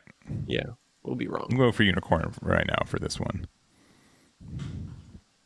We were kind of saying, like, opposed to a lot of other games I cover, like the leader is on the board turn 1, so you get a pretty good idea what's going on. But I think there's going to be like even the other games. I feel like even in the other games where like you don't have a leader, like Union Arena and Digimon, you could still pretty quickly like just kind of decide on what the focal point of the deck is. Digimon with your level 6s or some like very clear boss monster. Union Arena, your whole deck is like an anime plus the color, so it's just, there's no crazy variance there. Yeah, but like, specifically like Jan, these cards are played in both like wing builds and freedom stuff, right? So like if you didn't play the Amuro, you wouldn't have like a great idea what was in there. Wing bird mode, you're playing wing deck. I think that's pretty understood at this point. All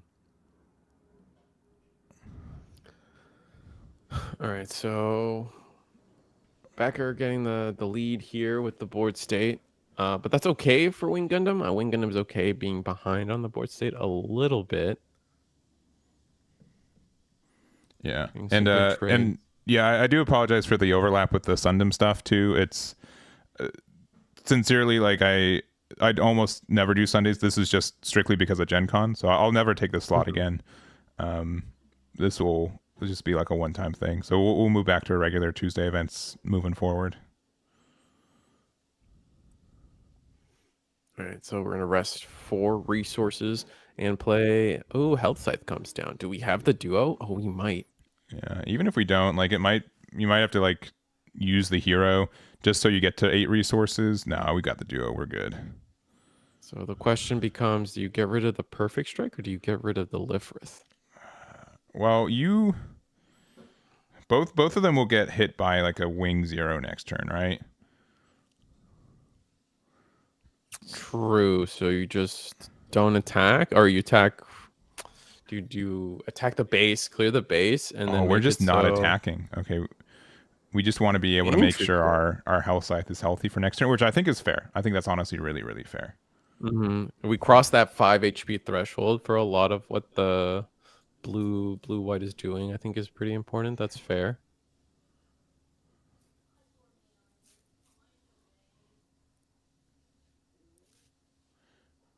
Yeah, buying a box from a German store and shipping it to them. Honestly, like that might be the case for it. Well, I'll work with people too. It's just whatever's the path of least resistance.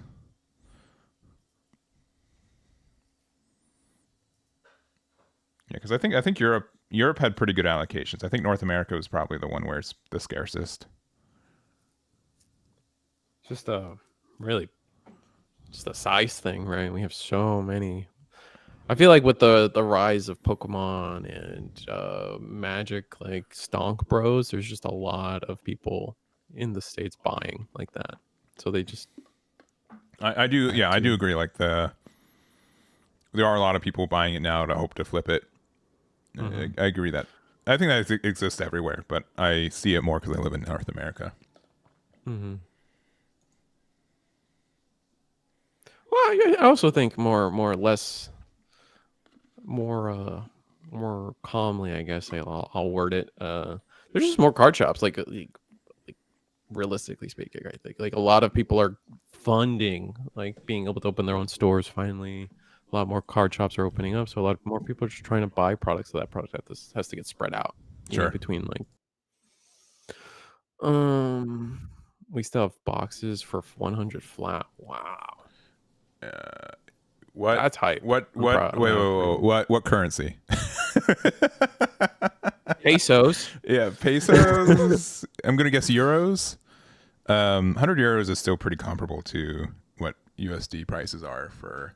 Wait, what's the conversion? Is it like 50% more? I think or it's something? So, I think it's like 150 USD.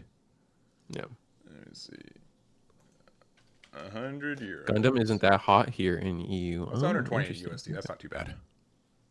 No, not at all. That's not too bad. Yeah. Regardless, yeah, I work with people. I'm not going to have to force you to buy shipping if it just makes sense for you to buy it locally and just refund you and also help your local game store. It just sounds like a double win.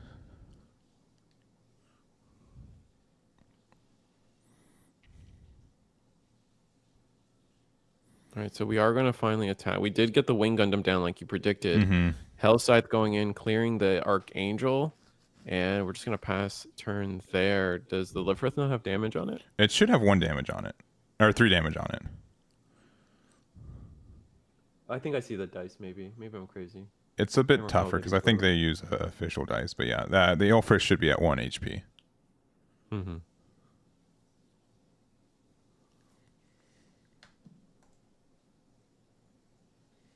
I don't think there's a dice on it. There is no MSRP. Yeah, I think Kyo, you're correct in that statement. If anyone's reading that sentence, I think a lot of people do mistake.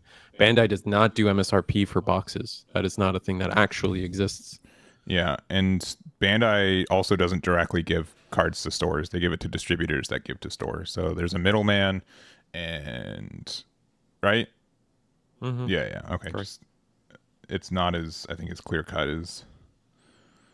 It's not Bandai giving it to stores and being like charge $120 and stores flipping it. So I don't know.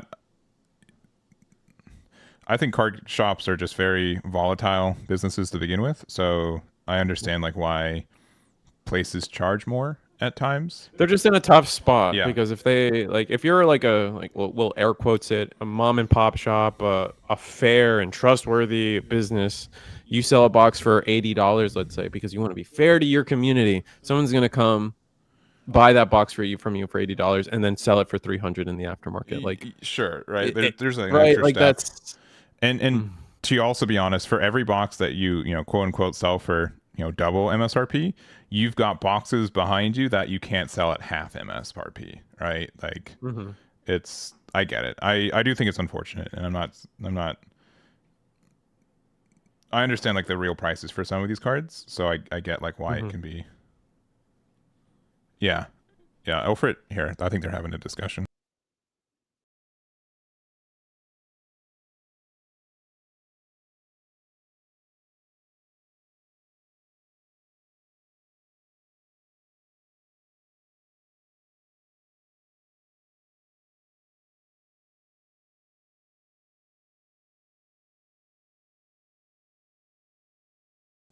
attacked into the health site, I believe. No, they thought that the Alfred was healthy. They forgot to put the damage on with the first yeah. Wing Zero. Oh, because they just played another Wing Zero. Yeah, Correct. yeah. That's why.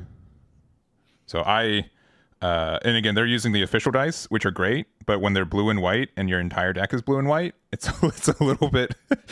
he sincerely thought the dice was on the card already, which is why he had tracked it at 3. Yeah. No, So it's we're all fair. good. We're all good. I'm the worst at putting dice on cards because ironically I get it, but like cards having damage is such a new thing for me. I play one piece. I turn cards sideways. If it has more AP or more power or more cost, I'll make sure to note it. But like damage is not a thing. Yeah, it's very new. I think it's a. I think the only comparable physical card game that does it. What is one? I don't know. I guess Pokemon. One Piece. Or sorry, Pokemon. That's Yeah. what I wanted to say. And then I was gonna correct myself and say Star Wars. I believe also. Star Wars does, yeah. And oh boy, we've gone in the rabbit hole of naming it. Like Magic, I don't know if people generally give because you don't track heal. damage Yeah. in that way, yeah, because you do heal, yeah. Oh, Lorcana. Lorcana also tracks damage. Yeah. Good call. Also, if you guys need some webcam friendly dice, I highly recommend the Eggman Events Summer Collection dice. It's orange, it's red, it's beautiful. It has a lot of contrast. It's hard to not read those dice. You know when those dice are on the camera. Like it is. I'm slight biased, but sincerely, I do think it's really good for these webcam events. I'm not biased, and every time I see those dice, I think about buying a creamsicle from my elementary school lunch line. So yeah, I did get guys a just bit of a have that- kickback from them. All right, so they no. I'm kidding. if we all have that shared experience, you guys know what I'm talking about. Yeah. Creamsicles are dope, and those I can't not think of that when I see Eggman those dice. got bought out by Big Blue Bunny. All right, just all right, busted. Busted. All right, so we do get a white base down. We get a Rezo, but blocker, blue-white blockers kind of struggling here. Not seeing our top end. I think the best top end we've seen so far is an Ale Strike, potentially. No, I don't even think we've seen an Ale Strike, so not really getting established our top end, while Wing Zero is, like, it's hard. Like, we talked about it earlier. Like, if you achieve the goal of seeing double Wing Zero hit the board, you've probably just won, because now you're just backing that up with some of your other crazy good LRs, Death Scythe, sorry. Oh, and we've got the hero. We're gonna attack into the Rizal. Yeah, and take 4 damage. Yeah, there's another. Yeah, leaving your opponent at 1 shield is just where you want to be too, because and a Zolwart just for some extra protection and trading with the token. I think Caleb's likely got this one now. Yeah, the double Wing Zero, it's going to be too hard to really clear both of those. And then the high maneuver is just like the icing on the cake. Yeah, the only out now is if you have a base as your last shield, like you have a chance to like really like maybe get like one more attack out of it, but like even then you just attack with Wing first if it survives and get that breach damage, and then double high maneuver wins it. All right, we'll see what Becker can do. Probably isn't too much though, unfortunately.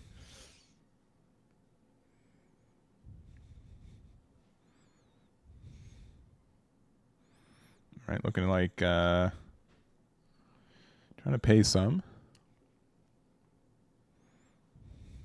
Yeah, I think they're trying to route the turn in their head, but they probably just don't have.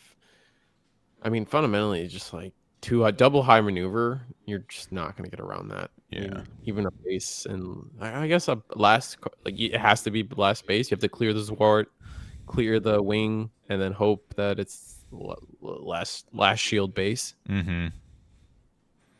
But that just means if you attack with wing first, like you're in a good spot. Oh, that bounces the Zwart. Okay, yeah, returns the wart back. Attacking Clear the 3 wing. into that, yeah. Mm-hmm. You get the trade there. So okay, that's good. And then you can almost clear one of these wing zeros, but yeah, 7 health is so much in this game. Oh yeah. All right, At least Rizel and and Razzle. right. Yeah, if this isn't base at the bottom, this should be it. I think that's all we got to do. Don't have to spend a single dime. Attack and then see what happens. Yeah. If it ends up being the base, we can be tactical, but nah, take it in. Just didn't really get together the freedom top end, but even then, I feel like once double wing zero hits the board and it's cleared out 2 to 3 cards each copy, like even if you see your top end, I don't think the freedom top end is as strong. I would have to say maybe the unicorn top end is strong enough to potentially do a lot for you there, but even then, it's just wing zero is such a strong card to get to. Yeah, so we've got Caleb in the finals with the green and white wing, and then let's go to let's go to table 2 right now. I'll update that as we get there. But man, I always just do the wrong one. What am I doing today? Luckily, there's no sensitive data on my table like many times throughout the week. To be fair, one was called Tournament Gameplay 1 and one was called Tournament Gameplay 2. That's on me. That might be on you. That's on me. All right, but also sensitive information's on your table. That might be on you too. I mean, all these are cards that I've opened on camera, so we're good. But I was gonna say, hey, I'm also a winner because I don't have to ship a box to Germany, so that's a win to me. Likely, I don't think any. I could be wrong. Maybe. Is Taidana? Do you know where they're based? Are they based out of Europe? Taidana is definitely. I think he's local to Gen Con. Okay. So. I can I can just bring it to Gen. Yep. Oh, I'm double winning. Oh man. All right. Don't give me that chance to like super value. Yeah, maybe you might want to double check that, but I'm like, we're gonna go with 80% sure on that one. Yeah. Well, anyone who gets prizing, I'll ask them if they're going to Gen Con for sure. Especially because some people, if they need cards, I'll also like open your packs on stream, or if you just trust me, I'll just open your packs to say what you got in case you need to scramble for some cards. Yeah. I want to make sure people are. I know that it's such a rush for this Gen Con event for people who are playing in it. Yeah. It's really the only reason I've been a rush lately. It's been crazy. Yeah. Back to back. We all want to get our tournaments in and done and like ready for Gen Con, or like in between sets. We had a big thing with Digimon. Yeah, it's part of the reason I've been. Card games, yeah. If I wasn't playing at Gen Con, I probably would have. I've been so aggressive with getting cards, but I'm like, listen, I never play in events. I very rarely do, and so feeling like I'm prepared. Coaches don't play, bro. I get it. Yeah, like let me. I want to make sure that I'm prepared for it, but I'm also just I'm a lame guy who never commits to one deck and wants to play everything and have master sets. So. Oh, see, I'm the opposite. I'm still lame, but I'm the lame of like I want to play my favorite thing, and that's it. And I will. There are people who be like, oh, I just don't like the play style. I was like, I will learn whatever I have to learn if it means I'm playing my favorite character. Sure, yeah. I think that's commendable in its own way, though. Yeah, so is your way as well. All right, so it's the blue-white mirror, but it does look like our Digimon playmat here, Taidana. It does have just the tempo. We've been able to see them just play the tempo game beautifully and perfectly throughout. Every time we've had them on camera, they know the blue-white mirror match almost better than anyone right now, at least to my knowledge. And we're just going to see cards go sideways. We just don't have what our opponent here only has one card in hand. So there's not really any 2-card combo that's really going to get us out of the situation. Maybe a show of resolve to get us to 3 cards, but yeah, I think we're just scooping it up for sure. All right, so our finals are going to be Caleb with the wing versus Henry with the blue-white. I don't know if we've decided or figured out if this was a unicorn build or not. I could look it up, but I'm trying not to like give out extra information for free. Tidana's blue-white? Is that what you were talking about? Yeah. It's Freedom. It is Freedom? Okay, gotcha. So it's going to be Freedom versus Wing, which is not super surprising, if you ask me.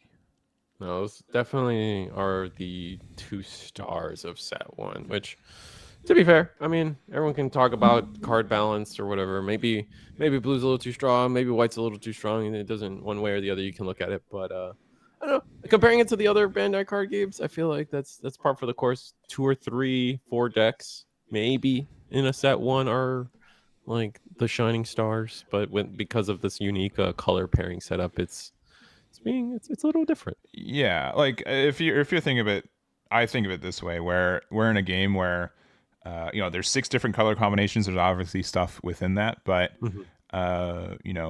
2 of them are I still say 3. I think green, white, blue, green, and red, blue. Or sorry, blue, white, green, and red, blue. I think all 3 of those are viable immediately. Yep. I think the other 3 have had chances for it. Probably the worst color combination in the game is red, green. Am I off base to say that?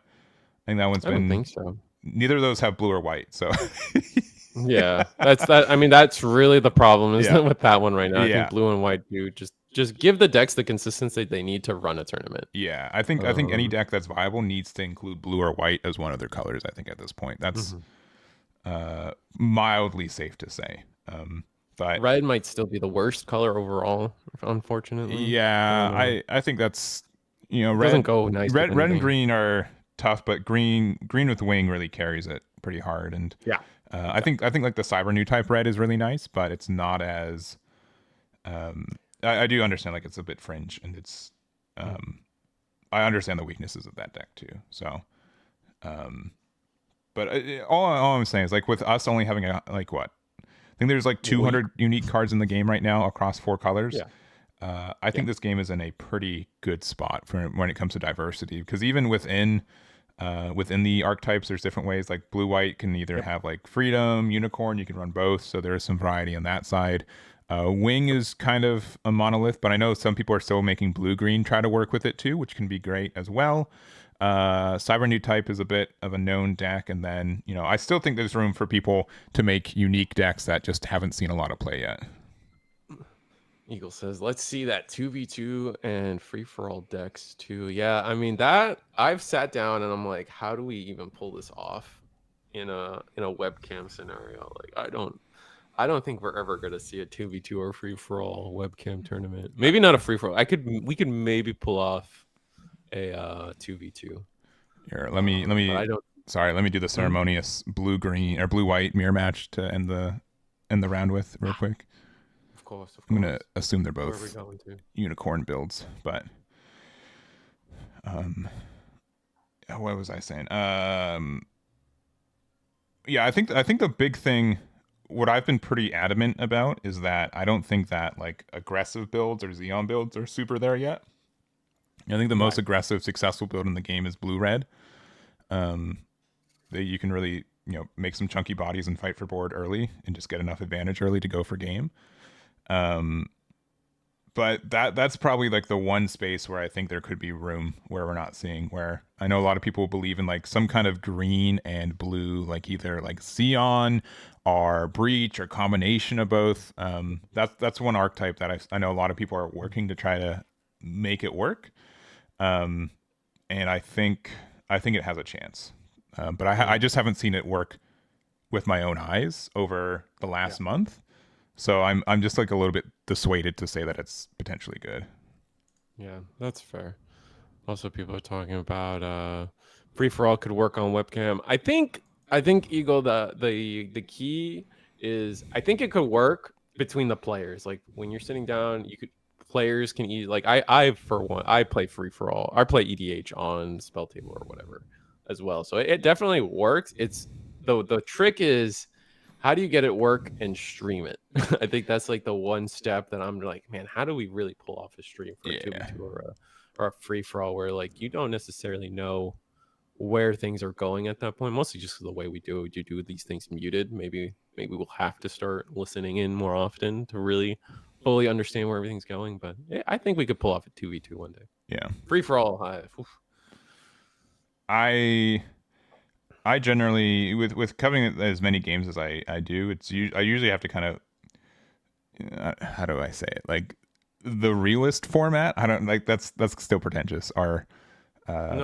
But like just like the I know what you're most saying. standard format is the one that I can really cover. The most prestigious, Sure. right? Yeah. Because, right, like everyone's looking in their eyes at the 1v1, right? Yeah. Like it's kind of like Smash Brothers, right? They have their doubles, they have their like side tournaments or whatever, but at the end of the day what people care about is the top two players, single elimination bracket, like, or double, whatever. You get my point. Yeah. No, I get it. So we attacked with our Unicorn Destroy mode. We were able to rest the Gundam Ilfrit there too, which, man, it's. I will say, you look at Gundam Unicorn Destroy mode, it's like, oh, it's a 5/4, and like without Bannergy, you feel like, oh man, this card's kind of tough. But the more I play, I'm like, this card doesn't get interacted with any card in the game outside of like, Yep. I guess Ale Strike can bounce it back to hand with 4 HP. It's very difficult to interact with it because of its stat line and level line. And then you kind of have high maneuver. If you just look at it like a blue card with high maneuver, sometimes then you realize it gets value. Right. I can agree with that. It looks like we are going to pair Akira here, so using up a pretty valuable resource here, and we're going to attack into. Are we trying to clear freedom? Yeah, We I are think trying to freedom. clear Yeah, freedom. and we take only 2 damage from that because we did get the -2 with the Kira. This card's going to have repair, so we get some good value from it too. Yeah, we'll attack into the Ilfrit. We'll get the good trade. So we have 4 damage, and we'll heal back up to 3 HP. We'll restand that, and then, yeah, we don't really have to care about the Zort that much, I find. Our Zort can attack into the Gundam if we want. You can attack into the Gundam, but then you just block with Ale Strike and kind of are fine there. I honestly would have. What's the correct? I guess no. I like the way this worked out. That's probably the best way. Free for all in webcam is doable. It is doable for the players for sure. Don't get me wrong there.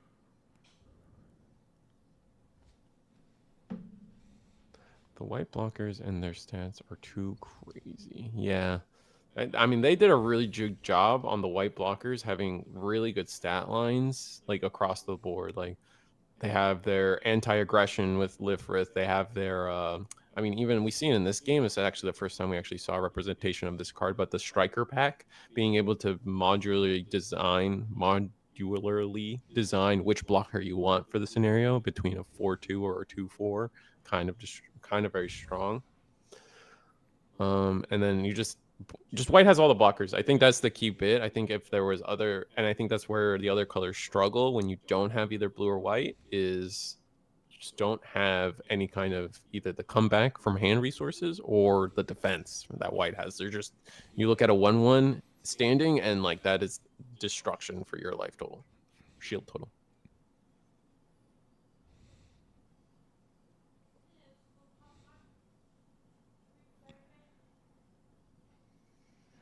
All right, just thinking here. I mean, you really get to these points, and there are decks like it's simply, well, I have 4 resources and this card costs 4, so it's the card I play. But blue white specifically, you generally will. It's very rare that you kind of run out of things to do with your resources until like the super late game. So in this mid to late game that we have here, there are a lot of important decisions. And we're probably looking at playing resting 4. Yeah, rest 4. It's going to be an Ale Strike.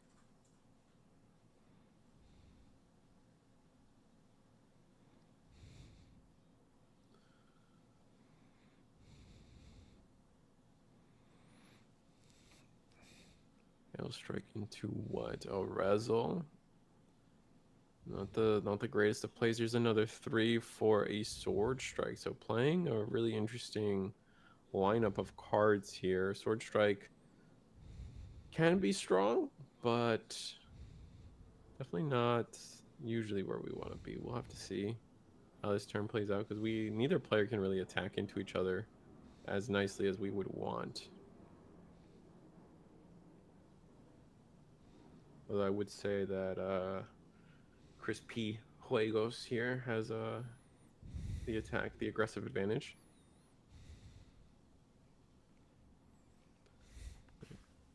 Has 2 damage. We can block with.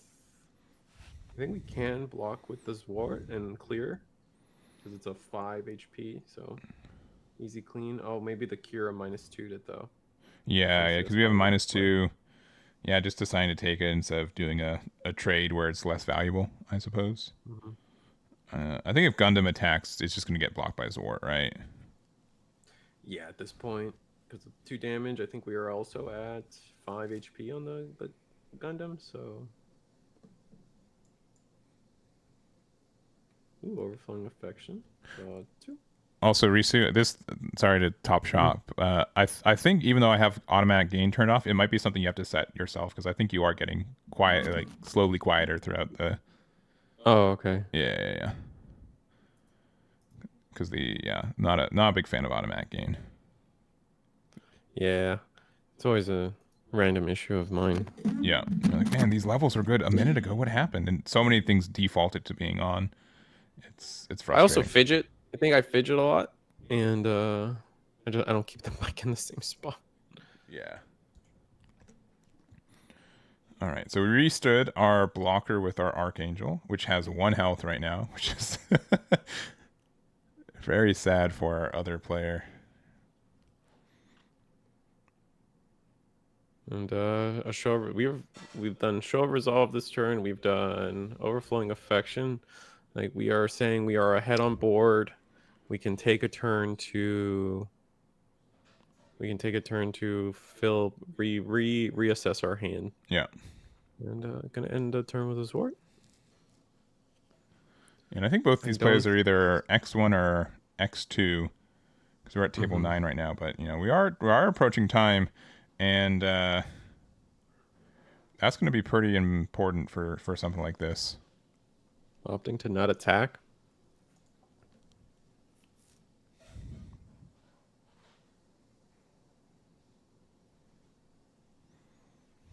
All right, white base. That's not bad. Not too terrible here. I like the white base here too because the Archangel is at 1 HP, like any token from white bases is a threat to our game plan and something deserving to be blocked. So yeah, I have to see where we go. We got 5 cards in hand for our I think this is a Gundam playmat. Yes, at least from what I've learned in the last couple months, it's definitely a mobile suit. Right. It's definitely a robot. It's definitely a mobile suit. Is it a Gundam? That's when I get actually in chat.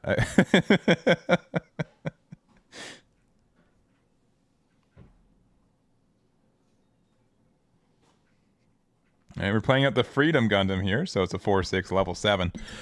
Costs 5. But man, we are ticking down on the timer here. We gotta start. We gotta start turning cards sideways or at least passing. Mm-hmm. Because we have less shield. We're tied on shields actually, so that's gonna the next step is definitely cards in deck. Yeah. And honestly, both of them. One thing that I think is unique in this game compared to other Bandai card games is it makes sure that each player gets the same amount of turns. So, if you go first or second, like if you go second, you're not like at a disadvantage that your opponent technically had 1 more turn over you. Is that true? How does that work? Wait. Well, here, let me talk to them real quick and let them know.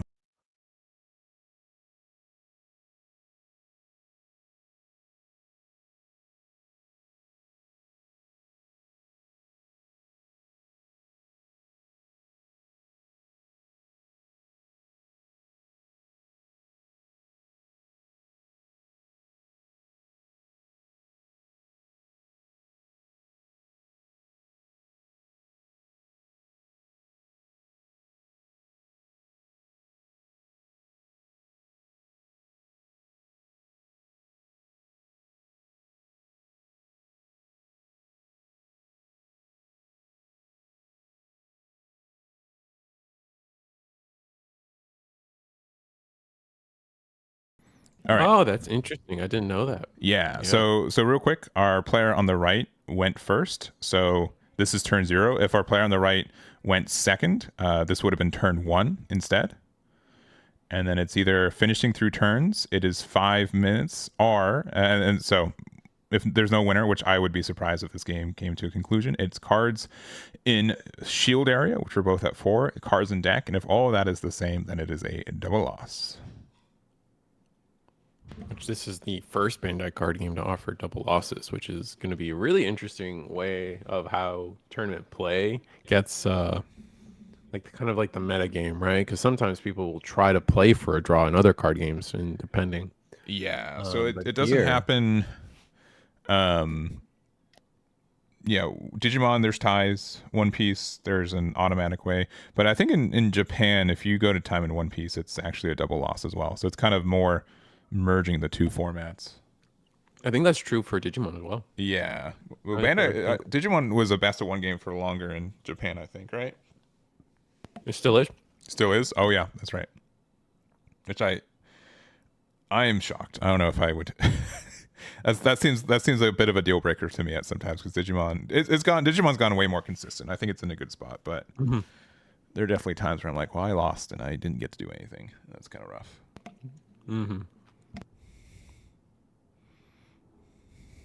I do like the idea that like they really care about making sure both players got the same amount of turns with the time rules. That's like this is the first time I've heard of something like that. Yeah.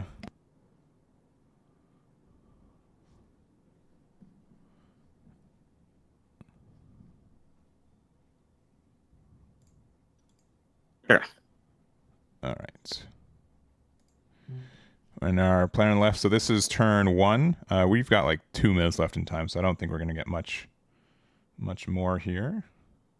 If we're able to reduce their shields though to 2 and time gets called, we can win. It's not always like my favorite aspect of the game, but it is part of the game to make sure that you understand who is winning in time. And we've got It's definitely like the ooh, logistics thing. Oh, a destroy. Oh no, yes, a destroy. another unicorn, and we've got Bonager here. Was that the right? No, that's Amuro. So Oh, sorry, yeah, Amuro. Amuro, yeah. Which is interesting. Because we could, I guess, what? Zawart. You wanted to keep that one active. So we're going into shields with the 6.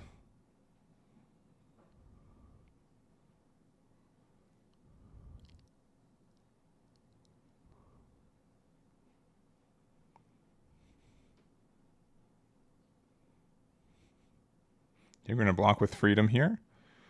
Freedom will be at 1 HP. And we're going to lose the perfect. Oh, sorry, it is at 7. It is at 7 due to the Gundam. Yeah, that's right. Yep. Yeah. Yeah, I keep forgetting that it's such a unique skill, like, and really relevant for sure. No, it definitely it catches me. I would not be if it wasn't for all our Eagles Nest practice. I would not be as quick to catch it as I am now, and I still miss it. Yeah. All right, we're attacking with the Ale. Get the trade there. Zawart is attacking into the Sword Strike. Yeah, so it's 4. Yeah, okay, yeah, attacking there, yeah. Gundam attacking into their base.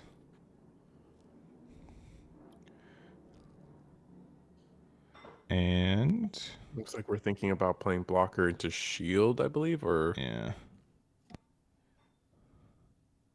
Or base rather. Yeah, because it's either Archangel into Rizel or not, but that's timing round too.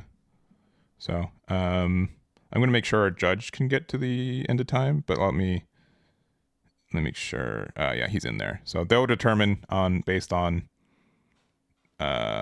the deck count. Well, we're not gonna watch that. This is the next one. So one of our players.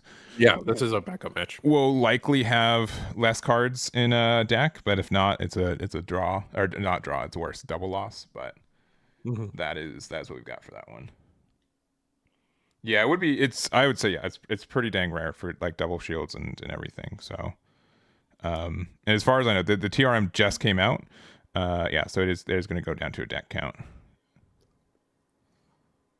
So, which I think, yeah, one of our players, I think the person with the overflowing affection sleeves, ironically, had more cards in deck. So that's how it goes. So, anyways, we've got 2 undefeateds. I'm not going to say them outright. I think I did earlier, which maybe was a mistake, but they've both been on stream. I'm not going to say it outright just in case they're watching, just because there is a little bit of advantage knowing for it. But it's not a mirror match, I guess. Maybe that's the. We've got 2 of the meta decks I would expect to hear. So, definitely the top 2. Two of the 3 I would not be surprised to be in finals here. So. Absolutely. But yeah, we're gonna take a tiny break. This is gonna be like minuscule. We'll get into our finals, and we'll see you guys over there. We'll be right back. Be right back. Hey, I hit the right button this time.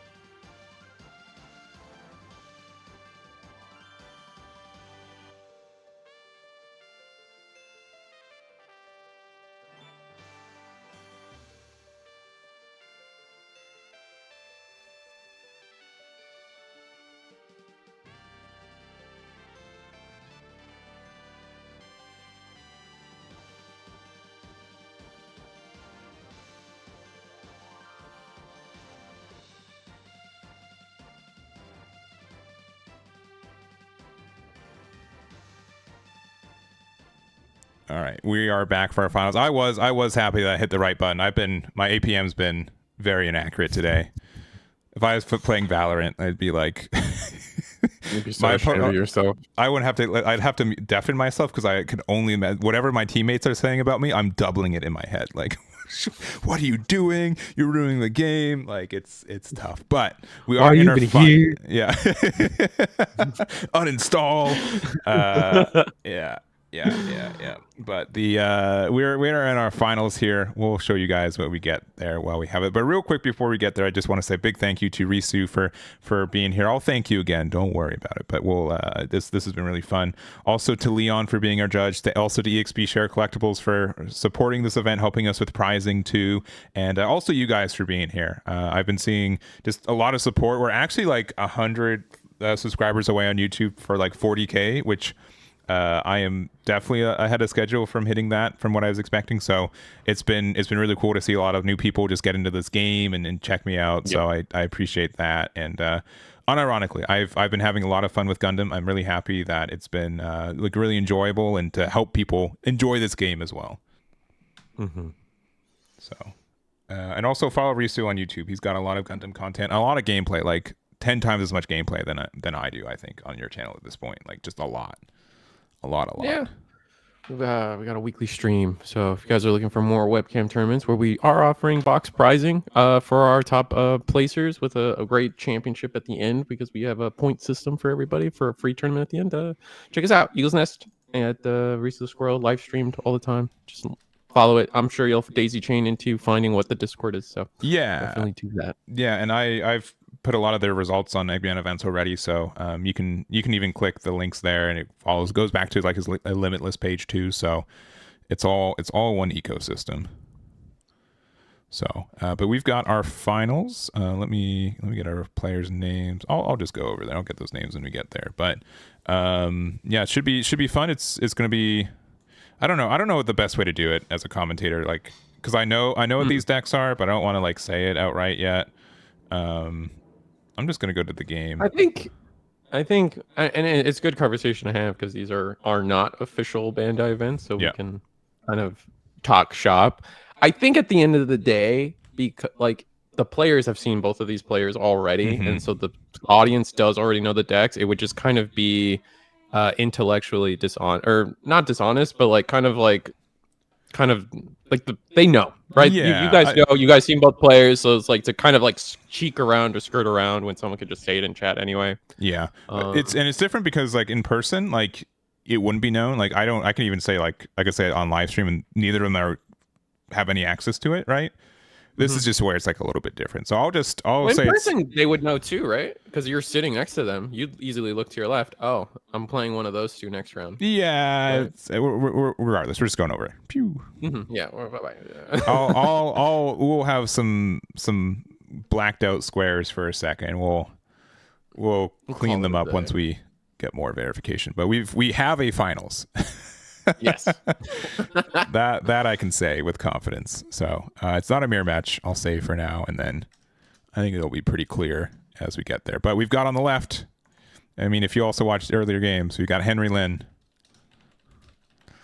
And then we have on the right, we got Caleb Albert, which I think both these players are going to Gen Con, which means I'm already winning.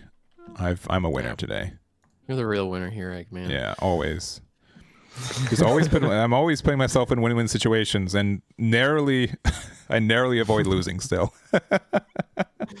Very, very dope. Can I do links in chat? Are you using Eagle Nest Discord, or do you Eagle have Nest? Yeah. Eagles. Yeah, I think you can have a link to it. Also, if he's around and he just wants to put it there, I think it'll be allowed to. That kind of worked, maybe. I don't know. Maybe it might get filtered out since I'm not a mod on YouTube. Oh man, let me mod you. I think you finally. I've earned it. Yeah. Add as moderator. Yeah. So if you guys don't see the link in YouTube, I guess I could do it on. All right, there you go. Try again on YouTube. Also, I guess if you send it to me, then I can link it in the description. There. All right, you got there. We got there, and then let's do Twitch as well. Yeah, we had 64 players, and it was $15 entry. Top 8, the minimum prizing is 6 packs and some dice, and the pre-release starter pack, which is the Kira, Strike, and sleeves. Nice. But clearly the dice already, like Eclipse, that's $15 entry. The rest is just extra. All right, we've got some white blockers in the first couple turns. Nothing outrageous, I think, for most decks, I think, that are viable in this format. Oh, and there's the wing. We do get the ramp on time, too. Yeah. That's huge. I think that's really huge for what Green wants to do here. All right, and cat's out of the bag. We've got wing 0 on the right here. Still a mystery from the Tidana side. Yeah. If you're just joining in, could be anything. Could be white red, could be white blue, could be white green. We got Barbados in there already. Could be, still Archangel. Could be mono white. Oh, we did see that. It could be Mono White Academy. All right, never mind. We got the Angsha, and I swear I did not look at the list before this tournament that much, outside of making sure that people are in the event and submitted. But I think Angsha is actually like a really important card to be added, I think, right now. Right. There are so many times where I'm like, if I did one more damage, I'd be in such a better spot right now. When without it, I feel so bad. Especially since we do care about those HP thresholds so much, right? Like we're talking about like the difference between like being able to get into the threshold for Amuro, being able to get into the threshold for Perfect Strike, L Strike, bouncing these things at the right times can just flip the game completely. Looks like we did played our base, our 6-life base here, the Desert Operation Meteor base. But with only three resources left, I don't see us really doing too much unless our hand is Overflowing Affection. Not bad. Really try to draw into our top end, maybe another ramp eventually. We'll have to see. Oh, first contact. Okay. We're discarding the first card. Oh wow. Yeah. I mean, we could use it if we had nothing better to do to just solidify, get a permanent resource. Yeah. I feel like that's not bad, but But I think like the weird thing is like the hand advantage game is kind of different too. So we've got the L Strike, we've got the Kira. Both are great. We don't want to give them the wing back to be able to ramp again. And this also gives us 6 AP to be able to. Oh, okay. Yeah, there we go. All right. We're back. Yeah, we're back. Cool. Quick refresh. That is fine. Technically, that would be a warning, but I don't. Yeah. It was like literally a second. I don't think anything happened. All right. And then Ilfrit. Yeah. Yeah, we're playing aggressive. Yeah, and like wing can definitely be aggressed down. I think that's not unusual for the deck because you do take a little bit of setup, using these turns to set up your blockers and stuff. Or not your like to ramp means that you don't have defenses. Yeah. Which is why we want to see more of. Kind of want to see Lifriths hit the board, but we didn't quite get there. And I think Taidana is going to keep up with this aggressive game plan. I don't see them stopping anytime soon. We need to get the value out of the cards we play before the Wing Zero comes down, because it is. Oh, do we have the duo? Hellscythe, Legend Rare comes in. Oh, we do. Wow. So that's gonna clear Hail Strike, I believe. Yeah, it's gonna be really. This always feels so good. I don't get it on curve enough. I feel like, but man, being able to be a 6/6 into it is there. Also, real quick, Henry went second, so the EX resources are correct because there's one from Wing, and yeah, Henry went second. So and he used it. You can see the EX resource to the right there. Yep. Caleb went first, which I think you generally want to do with this deck. I like it a little bit more because you get like the solid resource level higher most of the time. Yeah, I think that's what I keep hearing is just having the real resource more available to you. What is Bird doing? Oh, Bird attacked into the base, and we're gonna keep going. We're just gonna keep going sideways. L Strike probably bounce Bird. Yeah. He's got to bounce something. So I do think we might have wanted to attack into the Ilfrit. That's what I was thinking too, or not even the Ilfrit, but the blue one, the 3/3, just full trade maybe. Yeah, I mean with Ilfrit it means that you can then do a really good clean trade with Wing next turn. But we're putting him down to 0 so quickly. Duo to hand, and yeah, I think we were just too aggressive on Taidana's side. Yeah.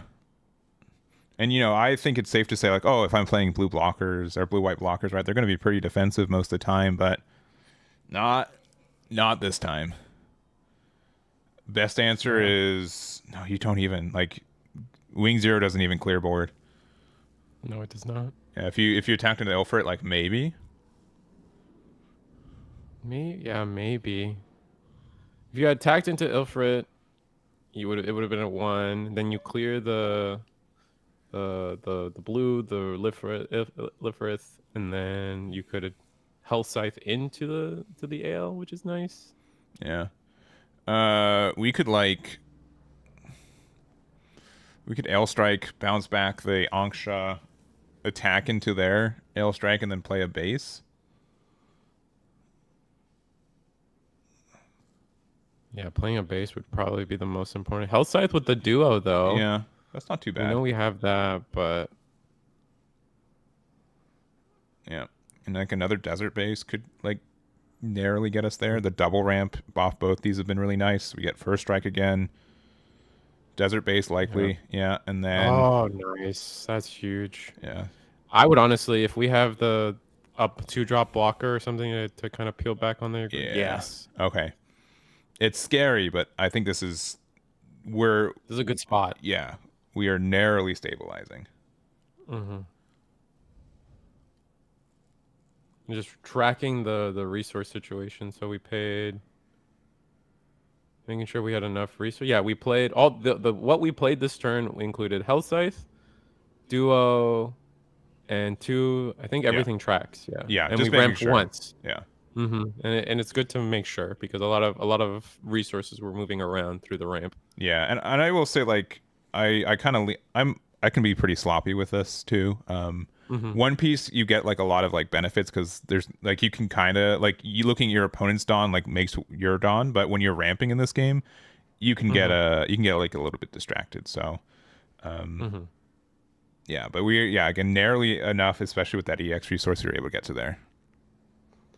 This is a best of one final. Yeah.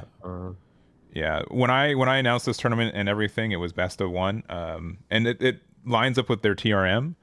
I do kind of want to do a top cut event as well. It would have to be a weekend event, and I generally don't have weekends very available for running tournaments, but I could see one in the future, maybe one before like Card Fest, because I know that's going to be the largest event. Oh, that's the next big one. Yeah, which I'm also in that one, which I'm again looking forward to. Ooh, exciting.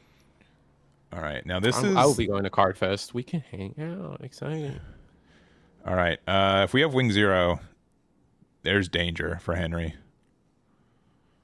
Yeah, which we might not have it though. I mean, one was in Shield, so there's a world where like it just doesn't come down this turn. We have a lot of cards. Like realistically speaking, we probably have one, but whenever I see like you play from what I've seen, most lists play like 3. And I have no clue what this person's deck list is. I'm just going off of previous knowledge. Most people play 3, and seeing 1 in Shield kind of reads to me like there's just not going to be another one. We'll have to see, though. Yeah. Also, playing the Wing Gundam down will get rid of our Zwart, which, oof. It's a 2-for-1 trade, though, right? I would think that's fine because you're hoping for that Zwart to trade for a unit anyways. So I think that's fine. And it's coming down. We've got it, yeah. Yeah, that's painful. Clean up the board. Oh, and we Hero, have a Hero with it too. That's pretty strong. That's tough. So 2 shields for Henry here. We've got double Death Strike, Strike, and an 8/9 body, the largest unit that this game can exist in this game right now. Yeah. I guess it could be a 9/9 if you got like a Gundam giving it the +1, but like, yeah, 8/9 is obnoxiously large in this game. Yeah. Which decks were in the finals right now? This is our finals. It is green-white Wing Gundam versus blue-white blockers with a unicorn top end. Yeah, and this looked like Henry had it a little bit ago. He was really aggressive, put him down to 0. But these 6 HP bases have been so good at generating, and it's kind of weird. We're at full 10 resources, but we were only at I think like 7 for Henry, right? Yeah, because we've ramped twice. So this is our first 10 resource turn. It'll be Taidana's 8 resource turn next. Yeah, and we kind of have to block this one, unfortunately, which only does. That was the one that had damage on it, yeah. So we get to do the trade from earlier. Yeah. Okay. If we find Wing, Pilot, yeah, because you can. Okay, there's regular Wing, yeah, and either Wing with Hero can win us the game right now. They can't attack directly at the Ale, but attacking with Breach means that even if they block with it, you take the shield damage, and then you can high maneuver for a game if they don't block. Looks like we don't have that play though, because I think it would just be instantly done. Or we're just double digging for it. Okay, yeah. If we find Hero, we win the game, unless there's a base at the end. Or a duo. Because it depends on our hand. If we have another like Scythe in our hand or something. Yeah, I think it has to be Hero. Oh, you're right, because of the breach. Yeah. Which looking like we don't have. I guess my point too is like if we just see another link pair for the rush, Taidana is put on having to block, and I think if we were in a situation where we have to block, another Wing. Yeah. So definitely no Hero. And no Pilot either. I really think pulling a Pilot would have been the most ideal. Yeah. Now we're in the head in hand, like, what do I do here? I can either try to go for game. Henry can definitely still win this too. If we have Oh, okay. Okay, we we did have have it. it. Okay. I guess we're just Okay. like banking on that not being a shield at the last minute. I think that's what we Okay, were yeah, worried about. and that was what, Henry's like, you know what, I can't win if I block here. I Mhm, have to make it that this is a base, sorry, in the shields, and wasn't mhm. there. So man, also just giving them hero or like Amro in life could have meant that it Oh was, yeah, you know, Amuro plus so many of these things can change the game. yeah, because especially, yeah, we have regular Gundam in there. Yeah, Amuro, if you didn't establish a blocker, or even if you just established one, Gundam with Mhm. Amuro into just Ailstrike for win could also have gone there. Like it could have gone either way very quickly. Yeah. No, the high maneuver on the Wing Gundam Zero is just gross. I mean, it's a keyword that we only see in red, but like on our big boss monster that's clearing boards, being able to say high maneuver into these white blocker blue decks is definitely killer. Yeah. Why was he thinking when he had it? Because he was making sure that if he wasn't throwing the game by using base at the end. Because Hmm. if there was a base at the end of the game, he probably wouldn't have had enough resources to play a blocker, which meant Yep. that Ailstrike with another link unit would have lost him the game on the other turn. Yep.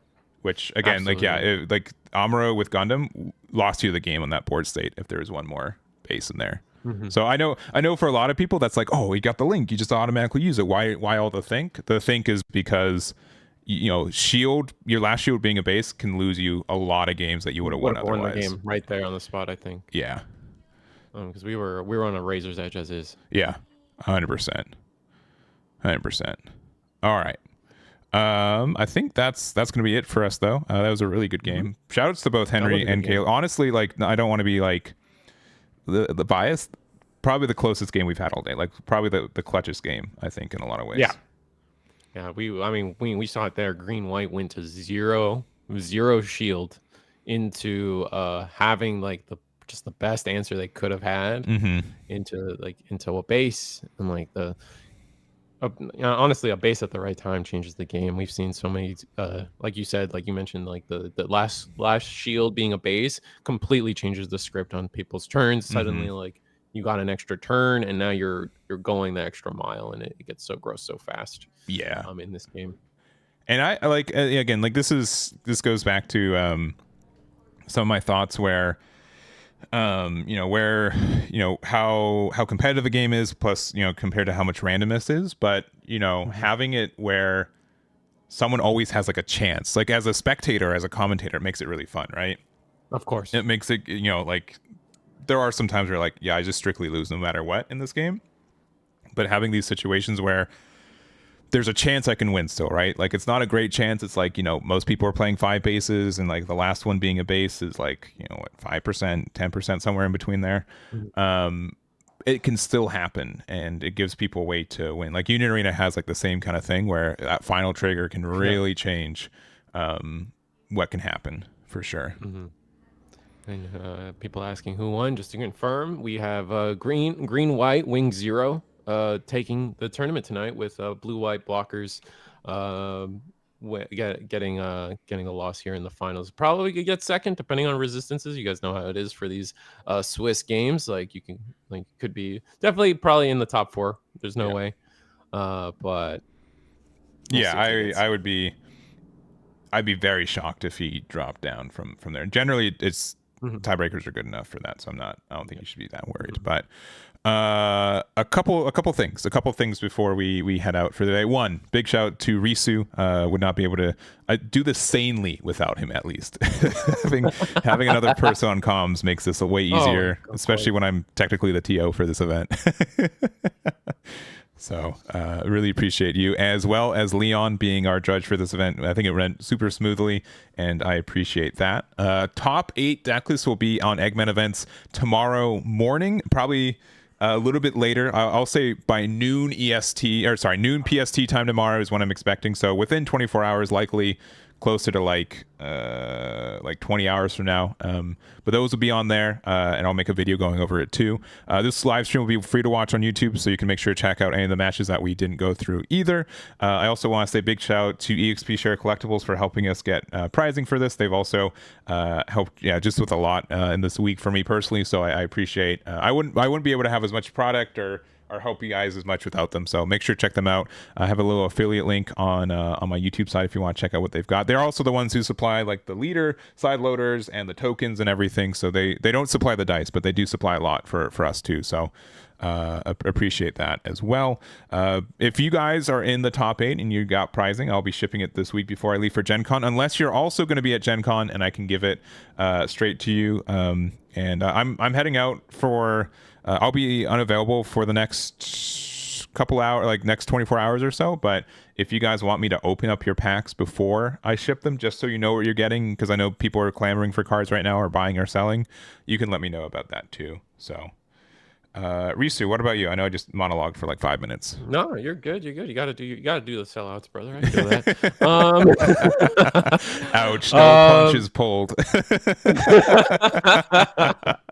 No, I live and breathe for sellouts because it's my turn. If you guys are looking for more Gundam content, I know the game just came out, but we've been check out my YouTube channel. Check out Eagle's Nest. We do a weekly webcam tournament every Wednesday. We even post the deck list on Eggman events at times. Yeah. So if you guys are looking for product, you guys are looking for a webcam scene that is giving product as prizing, we run the gambit every Wednesday 8 p.m. Here's the link. Join the Eagles Nest Discord that's linked in YouTube, and I'm going to get it on Twitch here in a second. There it is. Join us, and we got product. I know it's hard to get product, so having some product is prizing. If you guys just want more Gundam action, you reach the squirrel on YouTube, and it shouldn't be too hard to find, especially in YouTube chat. If you guys see it, just click the name and you guys are good. For sure. Also, if you haven't hit subscribe, do it. We're like 100 away from 40K subscribers here, so I would appreciate hitting that milestone before Gen Con, so we'll see if we get there. Again, you can watch this. It'll be like a minute. There will be like a second delay between ending it and it just being free to watch, but it will be there. So make sure to check out the stream if you want to see some other matches. Deck list will be available Monday morning to Monday early afternoon, depending on your time zone.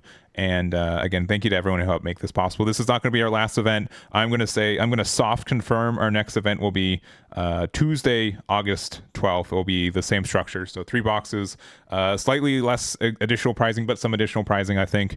And we'll have it from like either 5 p.m. PST, 8 p.m. EST start time, and 3 to 4 hours from there. So anything else, Risu, before we wrap this one up? No, I think we're good. Thanks for everybody coming out. It's always a fun time to hang out with everybody. And the chat's always been fun. Yeah, cool. Well, thank you guys so much. Do appreciate it. We'll see you guys next week. If you're going to see me at Gen Con, let me know. I've got some Eggman stickers that I'll be giving out for anyone who says hi. And yeah, looking forward to some Gundam action out there too. But that's going to be it for me. Thank you guys so much for watching. See you next time. Bye-bye. What?